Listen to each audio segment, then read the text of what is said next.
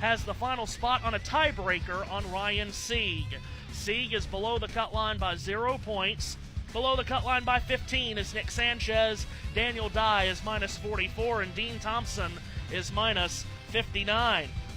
Maximum point gain possible in one race is 60 points, which is going to be the number everyone looks to gain over these next 11 races. And the Xfinity Series today comes to, well, it's called the Tricky Triangle, and it's perhaps the trickiest racetrack on the NASCAR calendar. It is indeed a triangle shape, 3 straightaways and 3 distinct corners, making this one of the toughest racetracks on the calendar.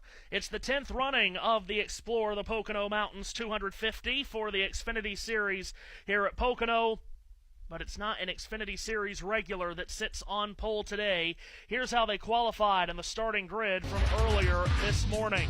It is Chase Elliott, a past Cup Series winner at Pocono and the 2014 Xfinity Series champion, that sits on pole position. He's alongside the Darlington winner, Brandon Jones. Nick Sanchez matches his best starting position of the season in third alongside William Sawalich, who finished 6th in Mexico City last week, his best of the season. Ryan Sieg is in row 3 along with Sam Mayer, who sits 3rd in the championship standings. Taylor Gray was the runner-up in Mexico City last week. He's in the 4th row with the championship leader Justin Allgaier, who has not won here in 9 starts. Connor Zilic starts in row 5 alongside Jesse Love. Matt DiBenedetto, a veteran of this racetrack in the Cup Series, 14 Cup starts here. He's in the 6th row along with Sheldon Creed, who was able to finish 2nd for the 14th time in his career earlier this year at Martinsville. Sammy Smith from Johnston, Iowa is flanked by Austin Hill, a former Pocono winner, did it in 2023. That's row 7. Row 8, Christian Eckes, who has 4 top 10s and 6 Pocono starts in the Truck Series. He starts 15th alongside Harrison Burton, who's just above that cut line. 4-time modified champion Justin Bonsignor from Holtsville, New York, starts 17th alongside Daniel Dye, the 21-year-old Floridian. Row 10 is Brennan Poole and Jeb Burton, who was 8th here in 2021. The next year, he was flipping down the front straightaway. Jeremy Clements has run every Xfinity race here at Pocono with a best finish of 3rd in 2020. He starts with Carson Quaffle in the 11th row.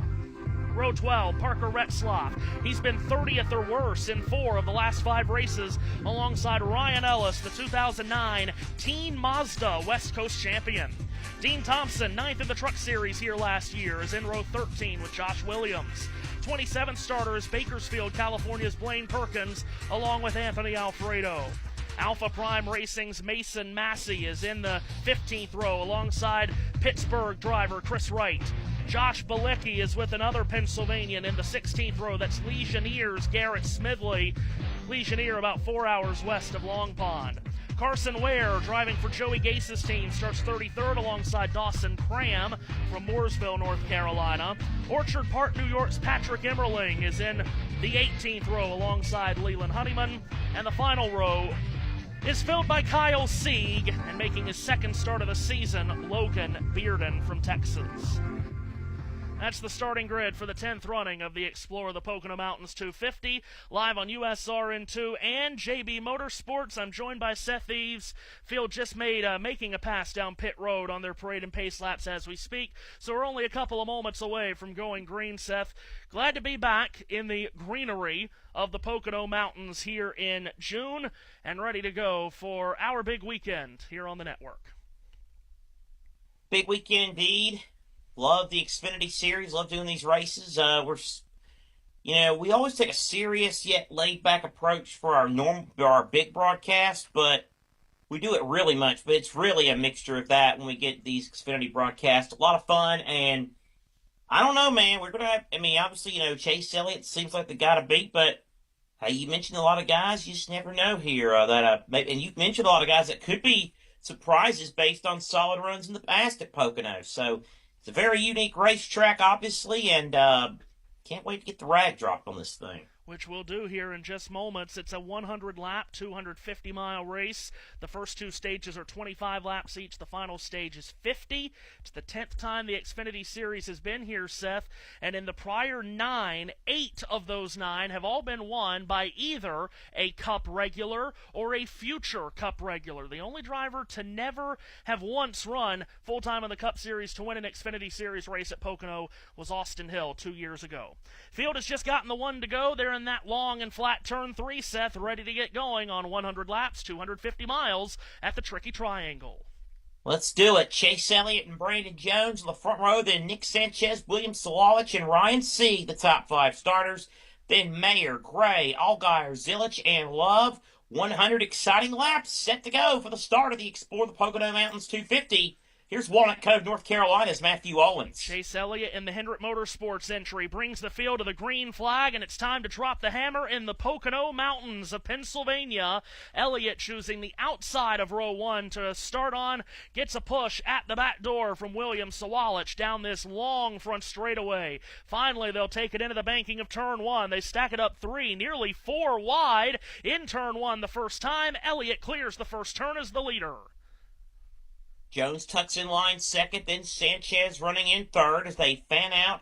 Double file throughout a good chunks of the pack. You got drivers changing lanes back there. But as they approach the tunnel turn, it's Chase Elliott with the lead. The first handful of drivers now go into a single file formation. Elliott keeps the lead as they continue to race on. Further back, Justin Allgaier now feeling the heat from Sammy Smith. Also back there, Christian Eckes took a peek at the 21 machine there, but it is Elliott with the lead. Battle for second's on. Yep, the fight is for second, and Ryan Sieg, who always makes good starts, has made another one here. He's jumped up to third. He tries to take second away from Sanchez, but Sanchez down this 3/4 of a mile long front straightaway gets drafting assistance from Brandon Jones. That allows Sanchez to have a nose in front of Sieg as they race out of turn number 1. We've seen a lot of cars in these first 2 times around go way up the hill there in turn 1, which can lead to you losing ground. Brandon Jones had that happen to him just a minute ago. Jesse Love and Sam Mayer go side by side in 2, and we got teammates battling there. William Sawalich, who desperately needs a good run, he battles with the Brandon Jones automobile. But it is Elliott who has already gapped Sanchez by about 4 car lengths. That's Sieg, Jones, Sawalich, and then back there you have, Connor Zilich is right there. Meanwhile, Sieg and Sanchez again. Yeah, they're side by side again coming off of turn number 3. Sieg dips down the middle of the racetrack. Sanchez along the outside. Now he'll look to come down and crowd Sieg to the bottom. About 8 positions back. Someone, I think, brushed the wall coming off of turn 3. Got a lot of the field fanning out, trying to avoid. Christian Eckes down the inside of Sheldon Creed, and behind them, Jesse Love gets very loose. Holds on to it, though, out of the first turn. Indeed he did. Now Mayer going to go to the inside of Smith. Austin Hill now makes it 3 wide with Daniel Dye right behind him. Here goes Hill making a dart to the inside. Good move by Austin Hill. Different look for him this week in that red, white, and blue number 21. Meanwhile, further up, here is a battle as that is Sheldon Creed are trying to gain a position back there. So you got a lot of good action going on here. Whoa, Mayer and Love again with contact. Love, Dye, sideways. Daniel Dye spins at turn 3. Loops the car around into the grass in between the access road. He's not going to hit anything, but he is going to cause the first caution of the day. I'll tell you what, Matthew, I don't know how, obviously, newsflash, it's these United States in June. It's hot. But I tell you what, this track is super slick because these guys are just slotting all over this place, and finally one of them broke all the way loose, and that one being Daniel Dye. Daniel Dye, who came into this race 44 points below the cut line, trying to make up ground here at the start. We know how racing at Pocono gets very strung out here, so everyone trying to make up as many positions as they can here on the start. Also on that lap, Patrick Emmerling got very loose out of turn 1. He hit the wall quite a bit with the right rear of his Camel Beach Outdoor Water Park Chevrolet. And then, as Seth told you in turn 3, later in the lap, Daniel Dye trying to make a dive down the inside of Sam Mayer. Took it too deep into that flat turn 3, lost it and spun around. Good avoidance by everyone in behind, as Dye's the one that's gone for a spin, but he's come out with less damage than Patrick Emmerling has from his brush with the wall, more than a brush with the wall in turn I would one. say a brush is being kind. Emmerling's been up the back of that car pretty darn good, I'd say. Of course, Emmerling from western New York, not a long trip from Orchard Park to the Pocono Mountains. Have a couple of New Yorkers in the field today and a couple of Pennsylvanians as well. So the caution comes out here in the early laps with Chase Elliott leading from Ryan Sieg and Nick Sanchez as we're just underway here in Pocono. The NASCAR Cup Series here to run the Great American Getaway 400 on USRN and JBM tomorrow, 2 p.m. Eastern Time. Hope you'll join us for that, as already a third of our triple header weekend complete with the Truck Series running here last evening. But always fun to make a trip to Pocono, of course, Seth. We only make the one trip these days. That has done wonders for the crowd sizes here. Tomorrow's Cup race is a sellout. The infield is always packed here. The campers always stuff themselves into the infield of this racetrack every single year, and a bunch of them have been here since yesterday morning. So we're ready for a fun weekend here on our end here in Pocono. Yep. Always fun. I think the fact that, we run shorter races, only come once a year, helps with the fun aspect of it. But, you were talking earlier, you made your faux pas, and you said 250 laps. You said 250 laps would be a long time. Yeah, you're telling me it took 4 to finish 200 sometimes. That would be a 625-mile race. That would be a bit much. That would be, that's an endurance race on steroids. By the way, Matthew, I have to ask you, as you know, I know some people are listening to this with that information, because he really isn't paying attention when I say this, but I usually try to keep something on the TV here in the studio, just something else going on, because, we're sports fans. Yeah, we love racing. We're sports fans. I'm a sports fan. You want to guess what I've got it on right now? You're going to be, I don't think you're stunned now because of what I've been telling you, but you'd have been stunned as recently, I think, as about maybe a year or a year and a half ago. Got on the third round of the Travelers Championship. Up in Connecticut. Tommy Fleetwood with a 2-shot lead over Keegan Bradley. Rory McIlroy amongst a slew at 9 under. No, the Women's PGA Championship is this weekend, too. There may be some golf next Sunday. Just keep that in the old back pocket, at least, because we don't have a race next Sunday. At least not a cup race. No, we are not scheduled to be racing next Sunday. And hopefully it'll stay that way. You got a good point. It's scheduled. we hope it stays that way. I don't know why I assumed. It's NASCAR and Mother Nature. There's Steve Post back there lurking. He's from Pennsylvania area, so a home race for him this weekend. And I tell you what, man, this is so fun because we all have our sports that we like doing, but I feel like I don't know if you'll agree with me or not, but I feel like this is our best sport is auto racing, NASCAR in particular, and it's a sport I feel like we have the most fun doing, no matter what level it is, whether it be Cup, Xfinity, or the odd truck race we do. And again, delighted to be here and hoping for a good show today. Obviously, Chase Elliott proving to be the car to beat. Now, why would they be focused in on the 88 car, Matthew? Oh, I don't know. As we and it was the 88 car of Connor Zilic that brushed the wall coming off of turn 3. He wasn't the only one. Lap. Like Jesse Love got a bit of it too. Yeah, looked like Jesse Love kissed it. Oh boy, and wow, getting a lot of it was Blaine Perkins. I don't know what's going on with if it's the track of the cars, how the cars are adjusted, but they are just sliding up the track every which way. It's got an old school slick feel. I can hear Rusty Wallace saying, this track's pretty slick right now. Yeah, well, turn 3 at Pocono has always been one of the toughest tracks to get down on the first lap. Because again, as we talk about it all weekend long, This is quite literally a triangle-shaped racetrack. They don't call it the Tricky Triangle because it's a pentagon. You have 3 distinct straightaways and 3 distinct corners, creating this very tricky racetrack. And you hear drivers and crew chiefs talk all the time. The corners are completely different, and you're never going to be great in all 3 of them. You're going to have to compromise somewhere. Everyone, seemingly, what you normally hear is, you want to be good in turn 1 and turn 3, and just make it. Just survive turn 2. And, of course, turn 3 is so important here because it leads out to this front straightaway, which is nearly as long as the front straightaway we had in Mexico City last week, 3/4 of a mile, this front straight. And you want to be good in turn 3 because you want to carry as much speed down that straightaway, and then you want to be good in turn 1 because you got to take that speed and then get through the corner.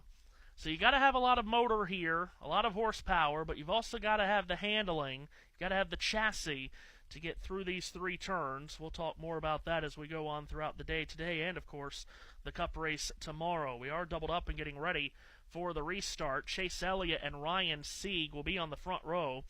I feel like every time we do an Xfinity race, Seth, we talk about Ryan Sieg. He's always moving forward from the start of the race. Well, he started pretty high up, didn't he, in row 3, but he has moved up to 2nd. That's where he'll be for the restart. Yep, so it's an all-Georgia front row for this restart. Then it'll be Sanchez and another Georgian, Brandon Jones, William Solovich, Connor Zilich, Taylor Gray, Sheldon Creed, Christian Eckes, Justin Allgaier. You mentioned the sellout for tomorrow. It's a great crowd on hand today. They all rise as one for this lap 8 restart. Larson, I did it. There we go. We're used to that paint scheme, aren't we? Elliott on the outside takes the green flag. Thanks for making me feel better about my mess up. And a nose in front of Ryan Sieg, who gets pushed down the racetrack on the straightaway by Brandon Jones. Jones was getting a big push from Connor Zilich, and a car smoking going to turn 1 is Justin Bonsignor, the modified champion. Smoke coming out of the exhaust of that car. That is obviously a mechanical failure. Caution comes out as everyone flares and angles out to avoid running into Bonsignor. What a shame for the Holtsville, New York driver. We mentioned how close New York is to Pennsylvania and the Pocono Mountains, and Bonsignor's race is going to come to an end here prior to lap 10. The engine detonates on Justin Bonsignor, driving for Joe Gibbs Racing, and he comes to a stop right on the exit of turn 1 on the flat apron.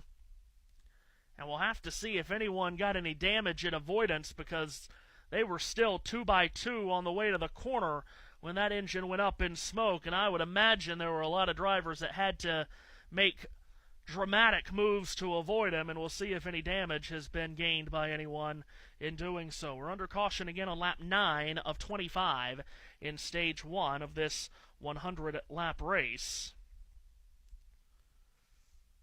A reminder, of course, I don't know if we should promote this on JBM or not, but a reminder tomorrow here we on go. USR. Yeah, absolutely. Woohoo! 2 guys. Wow. Very nearly running over Bonsignor. Well, Bonsignor goes kablooey. Speaking of bad segues, kablooey, tomorrow, 8:30, maybe a little bit, or no, 8 o'clock, a little bit before the end. After the race at Pocono might be the better way to word it, although that race should end at 5, we hope, because it's an early start. Anyway, sometime tomorrow evening, how about that? Game 7 of the NBA Finals from the Thunderdome in Oklahoma City. Pacers and Thunder. Matthew, can you believe it's almost over? It's been a journey of 1,000,000 miles. The Stanley Cup and NBA playoffs. Yeah, we were talking about earlier, before we went on air, how, Lord of mercy, first round series like St. Louis and Winnipeg feel like many days ago. It's what it feels like. In a way, because they kind of were. 2 months. So it all comes to an end tomorrow. I want to shout out everybody that talks about, shout out to Mike Batley for telling us why they called it the tunnel turn yesterday. Yeah, we haven't talked about the tunnel turn yet. That's turn 2 here. Of course, modeled after the 4 corners at Indianapolis. All 3 of the turns were modeled after corners from other historic racetracks in the Northeast/Midwest. As we'll see if we have any takers on pit road this time around. Doesn't look like we'll have any, certainly not many, and no one's come to pit road here. Of course, fuel always a conversation around here with the long laps and the 2.5-mile racetrack. Lap times just under a minute here. You'll hear us talk about this tomorrow as well, but with lap times being just under 1 minute, you can make a green flag pit stop here and stay on the lead lap if you are around the top 15 or 20. So we'll hear a lot of drivers at the end of stages flipping the stage, much like we got in Mexico City last week. A lot of crew chiefs do crew chief a Pocono race like a road course race because of that strategy that they can employ here comfortably. But yeah, the corners here, turn 1 is modeled after the old Trenton race course, turn 2 after Indianapolis, and turn 3 after Milwaukee. And you can definitely see the Indianapolis in turn 2 and the Milwaukee in turn 3. Turn 3 is just a long, flat turn that never feels like you're going to get out of. Just like the corners at Milwaukee, the old Milwaukee Mile. Indeed. So under caution here, 2 cautions within the first 10 laps. Glad to have everyone with us on JBM as well. I promise I will try to do a better job this time around at keeping up with the comments on JBM. As for those of you watching and listening there, you have the scoreboard and all of the statistics that you could possibly need is on your screen. As Chase Elliott leads from Nick Sanchez, Brandon Jones, Ryan Sieg, and William Sawalich. We've only had, Seth, about 3 green flag laps. Yeah. Of course, we need to make half a lap last time on this last restart. We have 11 watching, which is good. The one comment is JBM saying there's a slight issue with USRN audio. Yeah, they've gotten that fixed. Okay, good. So it's Chase Elliott, Nick Sanchez, Brandon Jones, Ryan Sieg, and William Sawalich. Then it's Connor Zillich, Taylor Gray, Sheldon Creed, Christian Eckes, and Justin Allgaier, your top 10 as they run here at the Pocono Raceway, this long, sprawling facility in Long Pond, Pennsylvania. Just like last week, caution laps aren't exactly quick around this place, so no. Hence why we've got time. But I promise, on this day, we'll come at the end of the first stage, and then a Wide World of Sports update will come at the end of the second stage as the speedy dry continues to be put your way, Matthew, where Bonsignor put on that smoke show earlier. Yeah, Bonsignor, 4 times a modified champion. That is the 4th step, or at least traditionally the 4th step, on the ladder up to NASCAR. Some people... I thought ARCA was the 4th step. And ARCA hasn't been a part of NASCAR except for these last few years. Okay, yeah. Yes. See, okay. Yeah, if you're talking just NASCAR, it's fine. I always thought in general, just take the NASCAR out of it. I just thought it was always Cup, Busch, Truck, and ARCA in terms of stock cars. Stock racing, ARCA was like 4th, and then I guess it might be now that NASCAR does have. What I'm saying is in terms of just stock car racing in general, even though ARCA wasn't a part of NASCAR, I always thought ARCA was a part of the gradual process because how many people, came from ARCA to Truck, Xfinity, or Cup Series. We don't need to do that. This is like the, if we keep this up, this is going to turn into Shaq and Kenny talking about filling up gas in the vehicle. So let's move on as, Scotty Scheffler has hit the water. Oh, boy. That's going to leave a mark.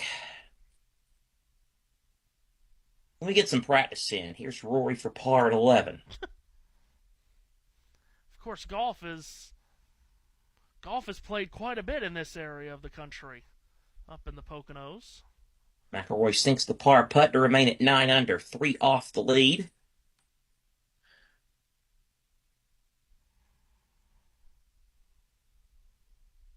Tommy Fleetwood still has the lead. When I think about Tommy Fleetwood, I think about Vern Lundquist calling him on a hole and doing a hole-in-one a few years ago at the Masters. Justin Thomas now set to tee off at 8. I think of his hair. Well, yeah, that too. He won a silver medal in Paris last year, did Tommy Fleetwood. Thomas has birdied on Thursday and Friday at this hole. 218-yard par 3. Whacks the son of a gun to the right. 142 miles an hour, 136 feet apex. 22-foot curve. It lands on the green. That's going to be a bit of a challenge to make that a birdie putt. Might have to settle for a 2-putt there. We'll see. It's Goodyear Blimp looks upon the golf course here in Connecticut. Celebrating 100 years of the Goodyear Blimp. Been doing that all damn year. Ryan Blaney's in the CW booth. We'll see the caution flag and the checker flag. Let's go, boys. Let's go. Photo finish. Ryan Blaney by 1/100th of a second. Checker flag at the line. Ryan Blaney will take home the Coca-Cola 600. How's that race? Awesome job, man. Let's go race for a championship. Such a fast race car driver. One hell of a job, man. One hell of a job. Great job. Ryan Blaney and Team Penske, part of the championship 4 at Phoenix. Way to get it done, boys. Way to get it done. Your 2023 NASCAR Cup Series champion is Ryan Blaney. Ryan Blaney will go to victory lane at the Pocono Raceway. Yeah, baby. Let's go, fellas. Let's go. That highlight reel's got to make you feel good. Yeah, whoever put that together. That was nice. But I will say this, and I applaud you because you have taken your platform and done so many good things. Share, if you would, what's going on with the foundation right now. Yeah, well, the Ryan Blaney Family Foundation, we've been around since 2018. Our two main focuses are to really help people who are an individual that is affected, the caregivers or the family members that are affected with Alzheimer's. The Alzheimer's disease has a close relationship with my family. My grandfather had it and unfortunately passed away from it, so we really had that personal tie, and we wanted to connect with people and try to help out the best we can. And we also work with UPMC Concussion Center up in Pittsburgh with Dr. Mickey Collins.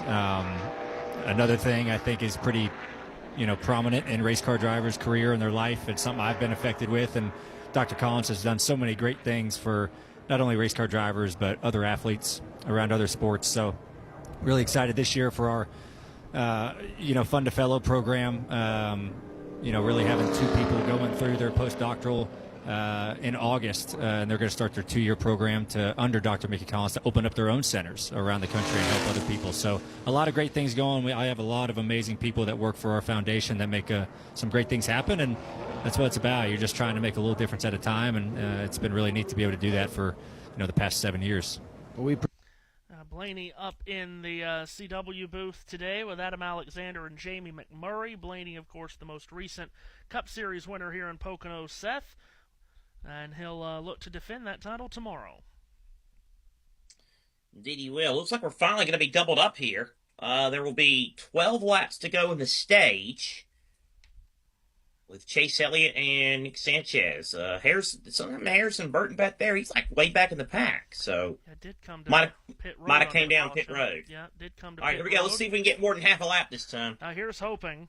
It is Elliott and Sanchez on the front row again. Elliott starting to driver's right on the outside. Green flag goes back up into the air, and we're racing again here in Pocono. Elliott again gets a big shove at the back door from Brandon Jones. 3 rows back, Connor Zilic ducks down to the inside, gets alongside Ryan Sieg. They stack it up 3 wide for 4th as Elliott, Sanchez, and Jones look to get away off turn 1. 3 wide, 3 rows deep behind that top 3, though. So, good stuff. Real quick, Kyle Sieg had a penalty on pit road last time. He had too many crew over the wall. Ryan Sieg in the middle of a 3-wide sandwich with Connor Zilic and William Sawalich. Sawalich is going to back out of that. Sieg and Zilic will go side by side in battle. It is Zilic on the inside, Sieg on the outside on the approach to turn 3. Still side by side. 3 wide to turn 3. That usually doesn't work, guys. Somebody's going to have to back it down. But they all made it somehow. That's why these guys are some of the best drivers in these United States. Yeah, Taylor Gray taking it around the outside, picked up one position from Sheldon Creed. Now he's alongside Christian Eckes. Meanwhile, a couple of cars back of him, swooping down with Sammy Smith from top to bottom as he tries to make up ground. Justin Allgaier's there too, along with Jesse Love. All of this is at the tail end of the top 10 and just outside of it. Yep, some good racing back there. Meanwhile, that battle for fourth continues. Here's Zilich to the inside of Sieg on the approach to turn number 2. Good drive on the inside, and Zilich makes the pass stick. He gets by Ryan Sieg for the 4th position. Sieg, though, trying to hit him back with a crossover. Good move by the Georgia native. Ryan Sieg on the inside. Good move. And he retakes that 4th spot back from Connor Zilich. Sharp move by the veteran. Now Zilich will try to answer back himself. Great action here. Sieg drifts wide out of turn 3. Zilich will cut down to his inside. William Sawalich arrives on the scene. Sieg throws a big block to driver's right to get in front of Sawalich, hoping that Sawalich will draft him up the straightaway. Sieg has a nose in front of Zilich going into turn 1, the most steeply banked corner on the track, but Zilich shortcuts the corner and has the advantage exiting turn number 1. Great battle. Zilich clears Sieg as they go down the Long Pond straightaway. Now Zilich and now Sieg might be feeling the heat from William Sawalich. Sawalich inside. Meanwhile, further back, Jesse Love goes 3 wide and makes a pass in that red and white number 2 car, so move him up a position. Taylor Gray in that mix, as is Sheldon Creed. Sam Mayer trying to go to the inside and grab a spot from the Justin Allgaier machine, along with that weirdly painted neon 51 for the weekend of Jeremy Clements. Yeah, Jeremy Clements, of course, has the most starts in this series of anyone in the field after going out early in Mexico City last week with a mechanical failure, trying to make his way through some traffic here. Taylor Gray and Sheldon Creed run wheel to wheel on the way to turn 1. This is happening just outside of the top 10. Creed slides up. Gray, is he going to give him room? No, he's not. Gray rumbles back around his outside as they exit turn 1. Might have kissed the wall there, Gray, coming off of 1. And Sam Mayer is in behind. Oh, that's not good. But I thought, oh my God, I thought they were trying to go to somebody else. Justin Allgaier right behind Sam Mayer as they race outside the top 10. So they continue on. Meanwhile, here is Sheldon Creed trying to make a move on his old car. That, of course, would be the number 2 car for Richard Childress Racing. Taylor Gray extremely loose through turn 3. A lot of people had high hopes for Taylor Gray this week. Of course, coming off of a runner-up finish in Mexico City last week. He runs in the 11th position. Very loose there coming out of turn 3. Behind him, Justin Allgaier is going to stuff it down on the inside of Mayer. And in the middle of turn 1, Gray is loose again. Opens up the door. Down is inside Justin Allgaier. Those two rubbing elbows out of turn 1. Sam Mayer going to try and take advantage of that. He goes to the outside of Allgaier. Now he'll try to work on Gray on the approach to turn 2. Into the final turn they go. Gray stays ahead of Mayer as they continue to race on here down the short chute now. And down to the second straightaway. But at the front, it's Chase Elliott with a healthy 7/10 of a second lead on Nick Sanchez. Elliott Xing turn number 3 with that lead of 3/4 of a second. Crosses the line to complete lap number 18 of 25 in this opening stage. Again, the first 2 stages, 25 laps. Very short stages that everyone should be able to make it, will be able to make it on fuel. Doesn't mean we won't see guys on pit road between now and the end of the stage, though, to perhaps flip the stage. We pick up the battle for 5th on the course, exiting turn number 1. Ryan Sieg reels in William Sawalich on the Long Pond straightaway. Christian Eckes not too far back. Sieg trying to reel Sawalich in. Sawalich, though, keeps the position. Sieg perhaps trying to set up for another run as they drift out of turn 2 and head on to that second straightaway there. Eckes, a New York State native, again, another one of those in the field today. 3 cars under a blanket back there at P5, P6, and P7. And then Sammy Smith's not too far back there lurking in 8th. Yeah, Sammy Smith and Jesse Love to arrive on the scene here on this three-way battle for the 5th position. Here's Justin Allgaier. He tucks down to the inside of Sam Mayer at the start-finish line. Now will fall back in his tire tracks. This is at 11th, 12th, and 13th, led by Taylor Gray. Now ducking out of the drafting pocket to his inside in turn 1 goes Mayer, the driver that's had 7 top 5 finishes in 15 races this year, unable to maneuver his way around Gray, and now Allgaier will launch an assault.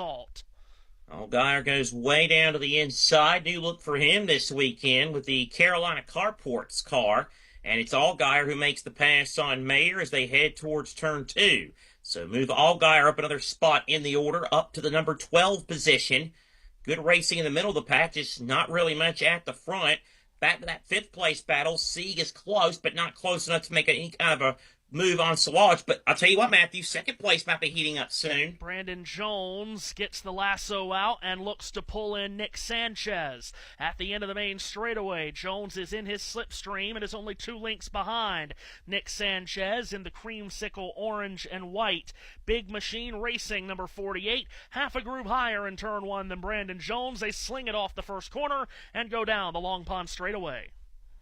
Indeed they do. So it's Sanchez ahead of Jones on the straightaway, and again about a 2-car length separation between those two for 2nd place as they head into the tunnel turn. It is Nick Sanchez ahead of the Brandon Jones automobile. They go down the straightaway. Sanchez and Jones continuing to battle for position. But at the front is all Chase Elliott on the exit of 3. That Sanchez and Jones battle 2 seconds behind Elliott, who comes underneath the Churchill Downs like twin spires at Pocono, crosses the start-finish line with a comfortable lead, winner here in the Cup Series in 2022. But that fight for 2nd is what we watch on the way to turn 1. Again, Sanchez goes just half a groove higher in that banked turn 1 than Brandon Jones, who looks to close in again. He's underneath the spoiler of Sanchez with 4 to go in the stage. Cheez-It on the front of that number 20 car this weekend. And he's trying to be the cheesiest as he gets by Nick Sanchez. Or he tries to, at least. So you got spiked vodka and a spiked drink and Cheez-It. That's an interesting party combo right there. And you got him battling for 2nd. Today's sponsor, Cheez-It. Eat the cheese, witch. Harrison Burton, meanwhile, at the 33rd position. We talked he's about been him. Struggling. Well, we talked about him coming to pit road during that last caution. That means he should be able to stay out here at the end of the stage. We should see cars on pit road pretty soon, as we now just have 3 to go in the stage as Brandon Jones makes the move for 2nd. Well and timed. right on cue, here comes Jesse Love and others to pit road. Yeah, including Justin Allgaier doing that flip. They'll hope track position after the end of the stage. Justin reporting very loose into 3. They'll look for a slight adjustment, hoping to set up that straightaway better. As you also see Taylor Gray, he had a couple of complaints. He said loose into 3. They outbrake me and have not as much rear security as I need, Dylan. See Love also in the 2 car set. He started off loose, but thought it would come to them. They'll make a 4-tire change and add fuel. Also saw Sam Mayer in the 41. You see him there. He said that he was sideways loose to start. They'll change tires and make an adjustment for him. Here's the lead. Flying. Pit road will close here when the leader completes this lap to start 2 to go in the stage, and the leader, Chase Elliott, is on pit road. Though the only complaint he had, he just said it was a little tighter after it refired on restart, so no major adjustments for Chase Elliott on that Chevrolet. Now, Brandon Jones has chosen to stay out on the racetrack. He did pass Nick Sanchez for what was 2nd. Now that's for the lead. So with 2 to go in the stage, pit road is closed. Jones leads. Sanchez is 2nd. Both of those drivers have every reason to stay out and get these stage points. For Jones, who's already won this year up in Darlington, South Carolina, he has a playoff spot clinched. So he's going for a playoff point here if he can win the stage. Meanwhile, for Nick Sanchez, he came into the day 15 points below the playoff cut line, so even if he stays 2nd, 9 points is what he would get for that and would be huge in his pursuit to make the playoffs. Here is Jones, who's gapped Sanchez by just about a second. He crosses the line and begins lap 25, which is the last lap of this first stage. So here's Jones, neon yellow number 20 car that fades into the Cheez-It red and orange colors on the bonnet of the Toyota Supra, comes out of turn 1 for the last time in stage 1. Yeah, he leads by about 7 car lengths over the Nick Sanchez machine as he heads down the Long Pond straightaway. So Brandon Jones about to get a big stage win. He heads into the tunnel turn, smooth and steady as she goes. Exits turn 2, keeps the steering wheel smoothly pointed. Brandon Jones, a smooth ride, heading for a stage win here at Pocono is Brandon Jones. He works his way out of turn number 3. Of course, he and all of these drivers that did not pit at the end of the stage, they're going to lose this track position under the caution, but they're going to get the points that they desired. Green and white checkered flag waving at the start-finish line. Brandon Jones gets his first stage win of the season. From Nick Sanchez, second, Connor Zilich, third, Ryan Sieg, fourth, and Christian Eckes, fifth. Sammy Smith got around William Sawalich on that last lap, so Smith gets sixth, Sawalich seventh, Creed, Clements, and Austin Hill, the rest of the points-paying positions here in Stage 1 as now the caution comes out for the third time this afternoon. Stage 1 is complete. So Jones gets the 10 points plus the playoff point. Huge for him as he is already a playoff-eligible driver. 9 points, as I mentioned, for Nick Sanchez. Big for him because he was minus 15 to the cut line coming in. Ryan Sieg gets 7 points. He came into the day tied for the final playoff spot with Taylor Gray, who does not score stage points. So, big results there in the stage By the way, for the likes of Sanchez and Sieg. I cannot believe Chase Elliott didn't get busted for speeding. That thing, he was flying coming down pit road. Yeah, he was standing on the brakes for sure. Yeah. To make sure he got down to 55 miles per hour. So we'll see I've got the calendar. What Elliott can do. We'll see how the running order will look after everyone comes to pit road here under this stage caution. Got the calendar and the birthdays and everything pulled up. I tell you, it never fails. I get all the birthdays. I get the driver birthdays where I wouldn't know anybody. Now, Matt White. Matt Ryan probably would know, too. Matt White, though, would know them all, but I wouldn't. Oh, that's right. I forgot we have we have a super voice now. We're big time. So, Dan? Yes, stage 1 is done, which is what you're about to hear. Stage 1 is done, and it's time for On This Day in Racing History on the Ultimate Sports Radio Network. Thank you very much, Dan. Let's start with some driver birthdays. On this day in 1941, Cecil Gordon was born. Also, happy birthday, and boy, can you believe he's actually this old? Happy 68th birthday to Phil Parsons. Wow. Still does a great job up at the booth. Doing ARCA or truck races for Fox. Also, celebrating a birthday today is Craig Lowndes. Happy birthday to Craigie Baby, Craig Lowndes. Most recent Xfinity Series race on this date was in 2015 at the Chicagoland Speedway in front of about 7 people at the Owens Corning Atticat 300, but Chicago should come back, don't you know?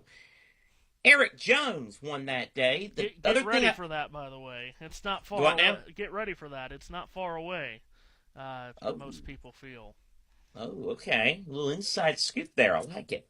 The two things I remember from that race, Ross Kenseth ran in the race, and Darrell Wallace Jr. ran the race with Danielle Trotta's face on the hood of the car. Might have been the best-looking car in NASCAR history. Moving on this day in 2015, at the Red Bull Ring, Nico Rosberg won the Austrian Grand Prix. Let's see what we got here. Try to keep it within certain series. On this day in 2014, Brendan Gaughan won the Gardner Denver 200, fired up by Johnsonville at Road America. Ooh, He better be glad the last lap was the last lap, because he had company coming. Yeah, he did. He sure did. On this day in 2009, all the big three ran on this day. In the NASCAR Cup Series, Casey Kane won the Toyota Save Mart 350 at the then Infineon Raceway. That was also the last race Bill Weber ever called. NASCAR race, at least. On this day in 2009, Dario Franchitti won the IndyCar Iowa Corn Indy 250. And Sebastian Vettel won the British Grand Prix. Let's see. On this day in 2003, Ted Musgrave won the Truck Series O'Reilly 200 at Memphis Motorsports Park. On this day in 1998, it was Winston Cup win number 1 for Jeremy Mayfield right here at Pocono. Passes hero Darrell Waltrip to get the win. By the way, we don't race at Memphis Motorsports Park anymore, and Stephen A. Smith approves that message. Also on this day in 1998, Alex Zanardi won the Budweiser G.I. Joe's 200 presented by Texaco. I cannot believe you did that. I can matriculate that on this day in 1997, Mark Martin won the IROC race at California. Then we kick a soccer ball at California Speedway, and Mark Martin won the IROC race. I don't know what IROC is, but it was a race. All right, enough of that. Also on this day in 1997, he played solitaire during it. That's why. Ron Hornaday won the Truck Series Load Handler 200 at Bristol. On this day in 1992, Davey Allison won the Cup Series Miller Genuine Draft 400 at Michigan. Michael Andretti won the Budweiser G.I. Joe's 200 at Portland. On this day in 1987, Formula One came to these United States. That's actually 3 in one day. Boy, I need to slow down. Ayrton Senna won at the Detroit Street Circuit. Missed one from 92. On this day in 92, Mark Blundell, Yannick Dalmas, and Derek Warwick won the 24 Hours of Le Mans. Tim Richmond won at Riverside of the Cup Series on this day in 87. On this day in 81, Bobby Allison won the Gabriel 400 at Michigan. What else we got here? Jackie Stewart won the Dutch Grand Prix on this day in 1969. In 1931, Louis Chiron and Achille Varze won the European Drivers' Championship French Grand Prix.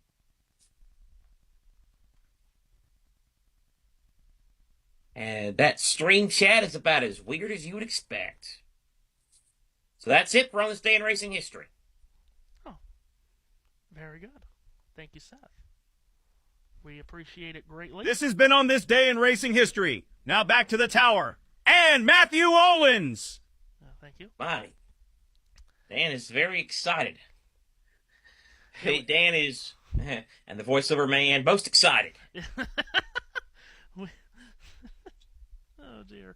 So, stage 1 complete here, won by Brandon Jones, but everyone that did not pit before the stage ended has now pitted while under the caution, so we'll get the running order recycled for you and give it to you just before the restart coming up here in a couple of moments. Yes, you mentioned a couple of names in there. Martin getting a win. Mark's been in the headlines this week in NASCAR world. Oh, boy, has he ever? Yeah. Has he ever? He and Kenny Wallace get together, and that's what happens. See, I'm just so surprised that Kenny Wallace has a podcast to begin with, because... See, I didn't want to say that, but that's what I was thinking. Or at least a podcast with guests. Because who can get any words in with Kenny Wallace? Oh, dear. I love how he always says, my brother Rusty. He always says that. And I was in the room as my dad continues his Dale Jr. download obsession. I was in the room with the other day listening to the one with Kenny Wallace, and he didn't just say it, he said, my sister, so-and-so, my brother Mike. He said it 3 times, my brother Mike. My boss, so-and-so, like, Kenny, I don't, I think we get it. Well, there were so many other very successful Rusties in NASCAR. Yeah. I mean, that great champion Rusty Bodine, he was great. Rusty so you never heard of the NASCAR European Dutch driver there, Rusty Van Pelt? I'm ashamed of you. Matt White can educate us on him tomorrow. Rusty Van Pelt, descendant of Beaver Dragon. No, I don't think so. Oh boy. And you know what you should do? Well, not do AI, just have Josh Chitty record it and have the sounder when he's not here, so we can pick out the moment where we both lose it. If you had lap 30 for that today, congratulations. You win a free meal at Yin Yin Steakhouse. Yin Yin? I don't know. It's like a yokel logo. It's like we made up. My stupid uncle made up that term one time. He said, "Hey, well, they're in Yin Yin place or Yo Yo Steakhouse." It's like it's not a real place. You just okay. I see. Because I thought it was, and when you said that, I was like, I've never heard of that. But is there any correlation with Sin Burgers, which is of course a real place? it's brought to you by I'll tell you what, they get a free 311 Speedway bologna burger. How about that? That's the only food we can endorse as we ate at the same time together. Maybe get Biscuitville for a contract, dang it. We can endorse the food, but not the place. That's for darn sure. At least not the man who runs it. No. Who made the New York Times? Because of course he did. The United States of America. Proof that everybody talks about, oh, you can't do anything, America. I beg to differ. If the owner of that track can run for public office, I think anything is possible. Oh, God. He didn't win, but he ran. And if you had the opportunity to run for public office.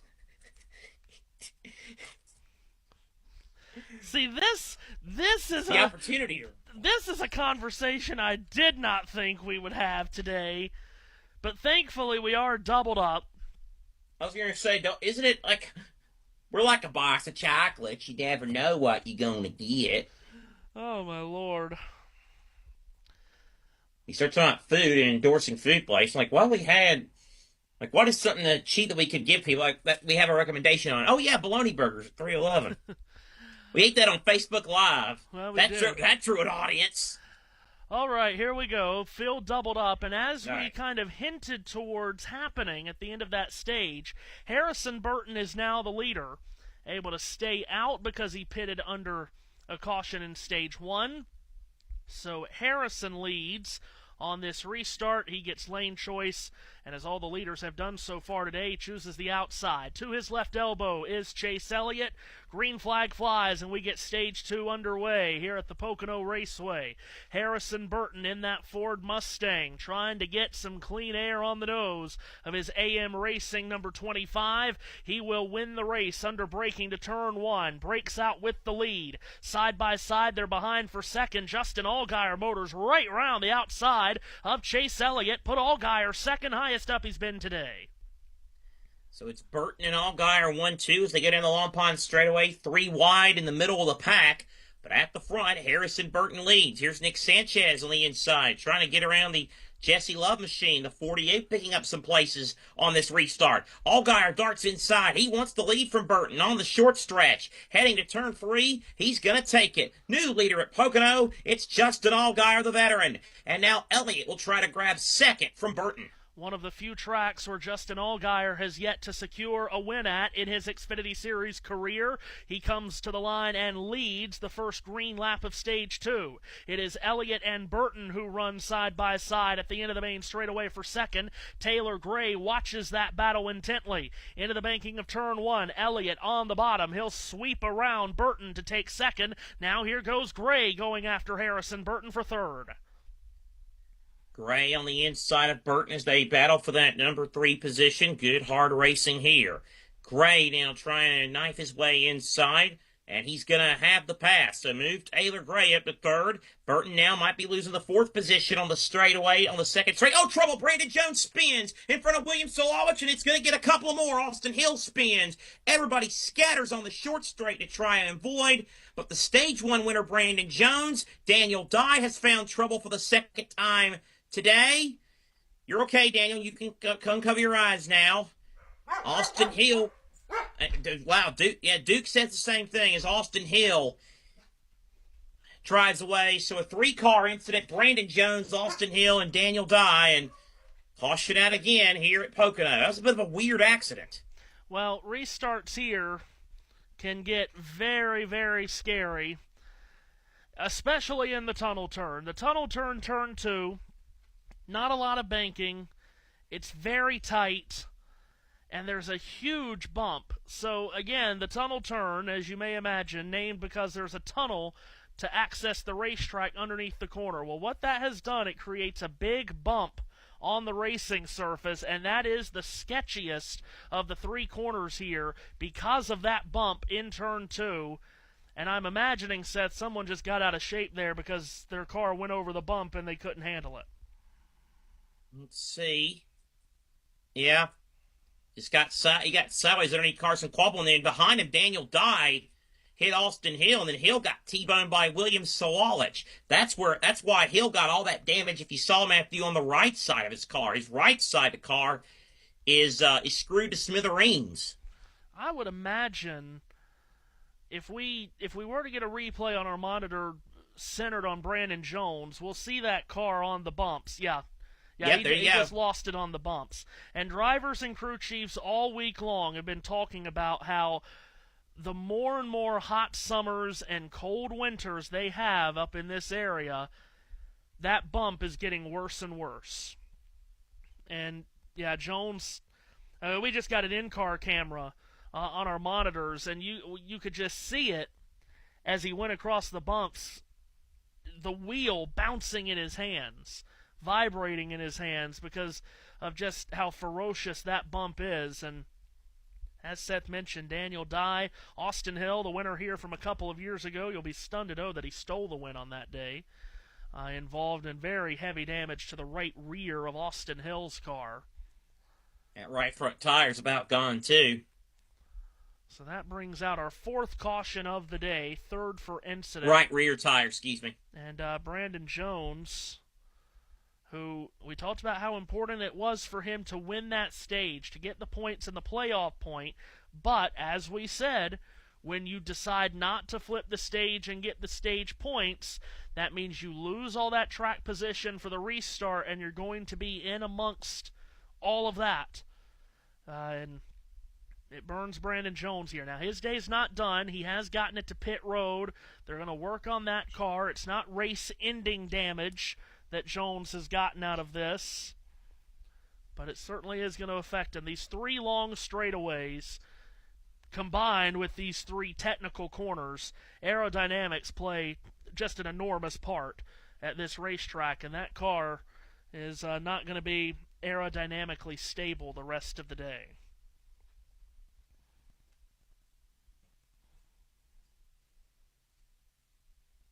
So, caution again here in Pocono with Justin Allgaier out in front.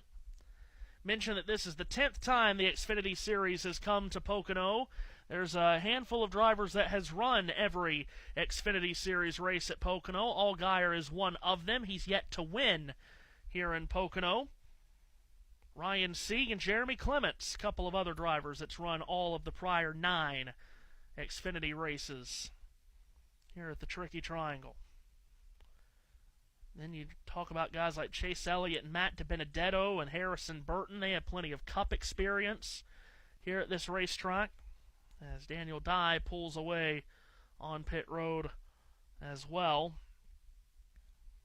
Nobody's gone behind the wall to this point from this accident. By the way, free pass under the last caution was Patrick Emmerling, so 36 cars of the 37 that started are still on the lead lap. One car out of the race is Justin Bonsignor, the modified champion, who blew an engine on the first restart of the day.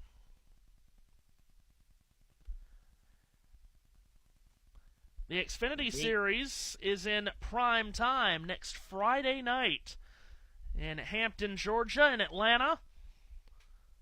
Hope that you will be able to join us on USRN2 and JBM as the Xfinity Series goes to Atlanta next Friday night. That's the last racing weekend of June. Month of July for the Xfinity Series starts with a couple of road courses. In fact, the streets of Chicago on 4th of July weekend, followed by a race out in Sonoma, California, and wine country. And the last two in July takes us to the Monster Mile in Dover, Delaware, and the Brickyard in Indianapolis. Next 5 weeks for the Xfinity Series. Can we get a finish half as good as we got at Indy last year? Oh, my gosh.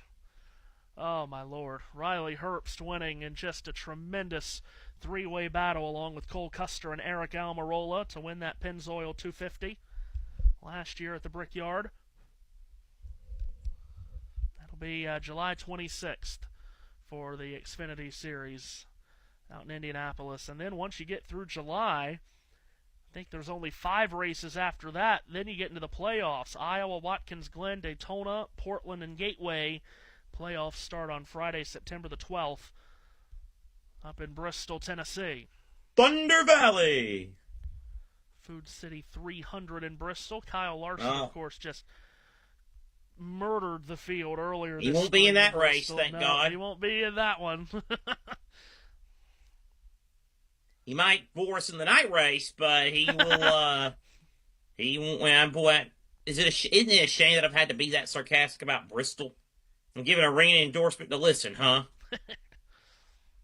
Listen anyway. There'll be some chicanery.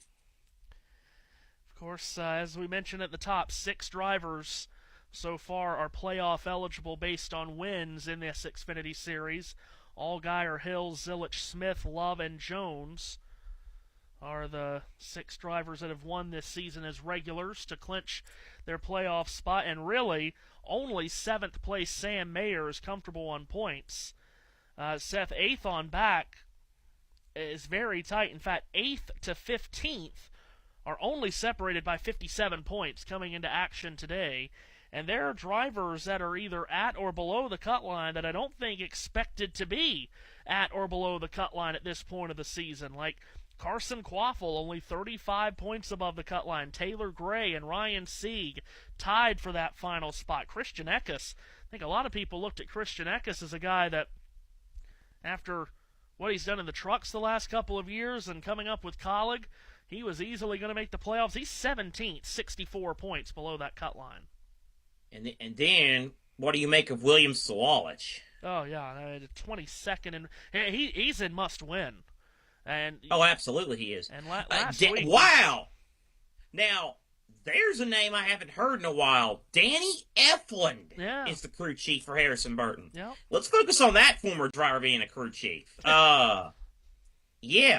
I mean, again, people are like, who is Danny Eflin? Okay, he never really did anything that made you wonder, but that's just a name. That's just a comfort food name from my childhood of NASCAR, so forgive me for a second. Wow. Well, and Harrison, too, that's another guy that I'm not sure thought would be where he is in points, but this is a pleasant surprise. He's got that AM Racing team 3 points above the cut line and currently in the playoffs coming into the racing today. So Harrison trying to work his way into the playoffs in his first year back in the Xfinity Series. Coming to the restart, Justin Allgaier on the outside of row 1 takes the green flag with Taylor Gray from New Mexico with him on the front row. They fan out 3 rows back, 3 abreast, as it's Allgaier away with the lead here. It's Elliott and Gray who will fight for second. Connor Zilich is wheel-to-wheel for the 4th position. Nick Sanchez drives the throttle down to the floor. He'll take 4th as in the wall. Sheldon Creed off of turn 1. And he's got a lot of smoke billowing from the left front of that 00 car. The left front tires smoking big time as he approaches turn number 2. So it's up brake for Sheldon Creed. What else is new? A lot of smoke still billowing out of that car, but he actually stays with Sam Mayer. He's actually staying in it. He's not dropping that many positions, and now the smoke, well, I thought it dissipated, but now it reemerges on the approach to turn 3.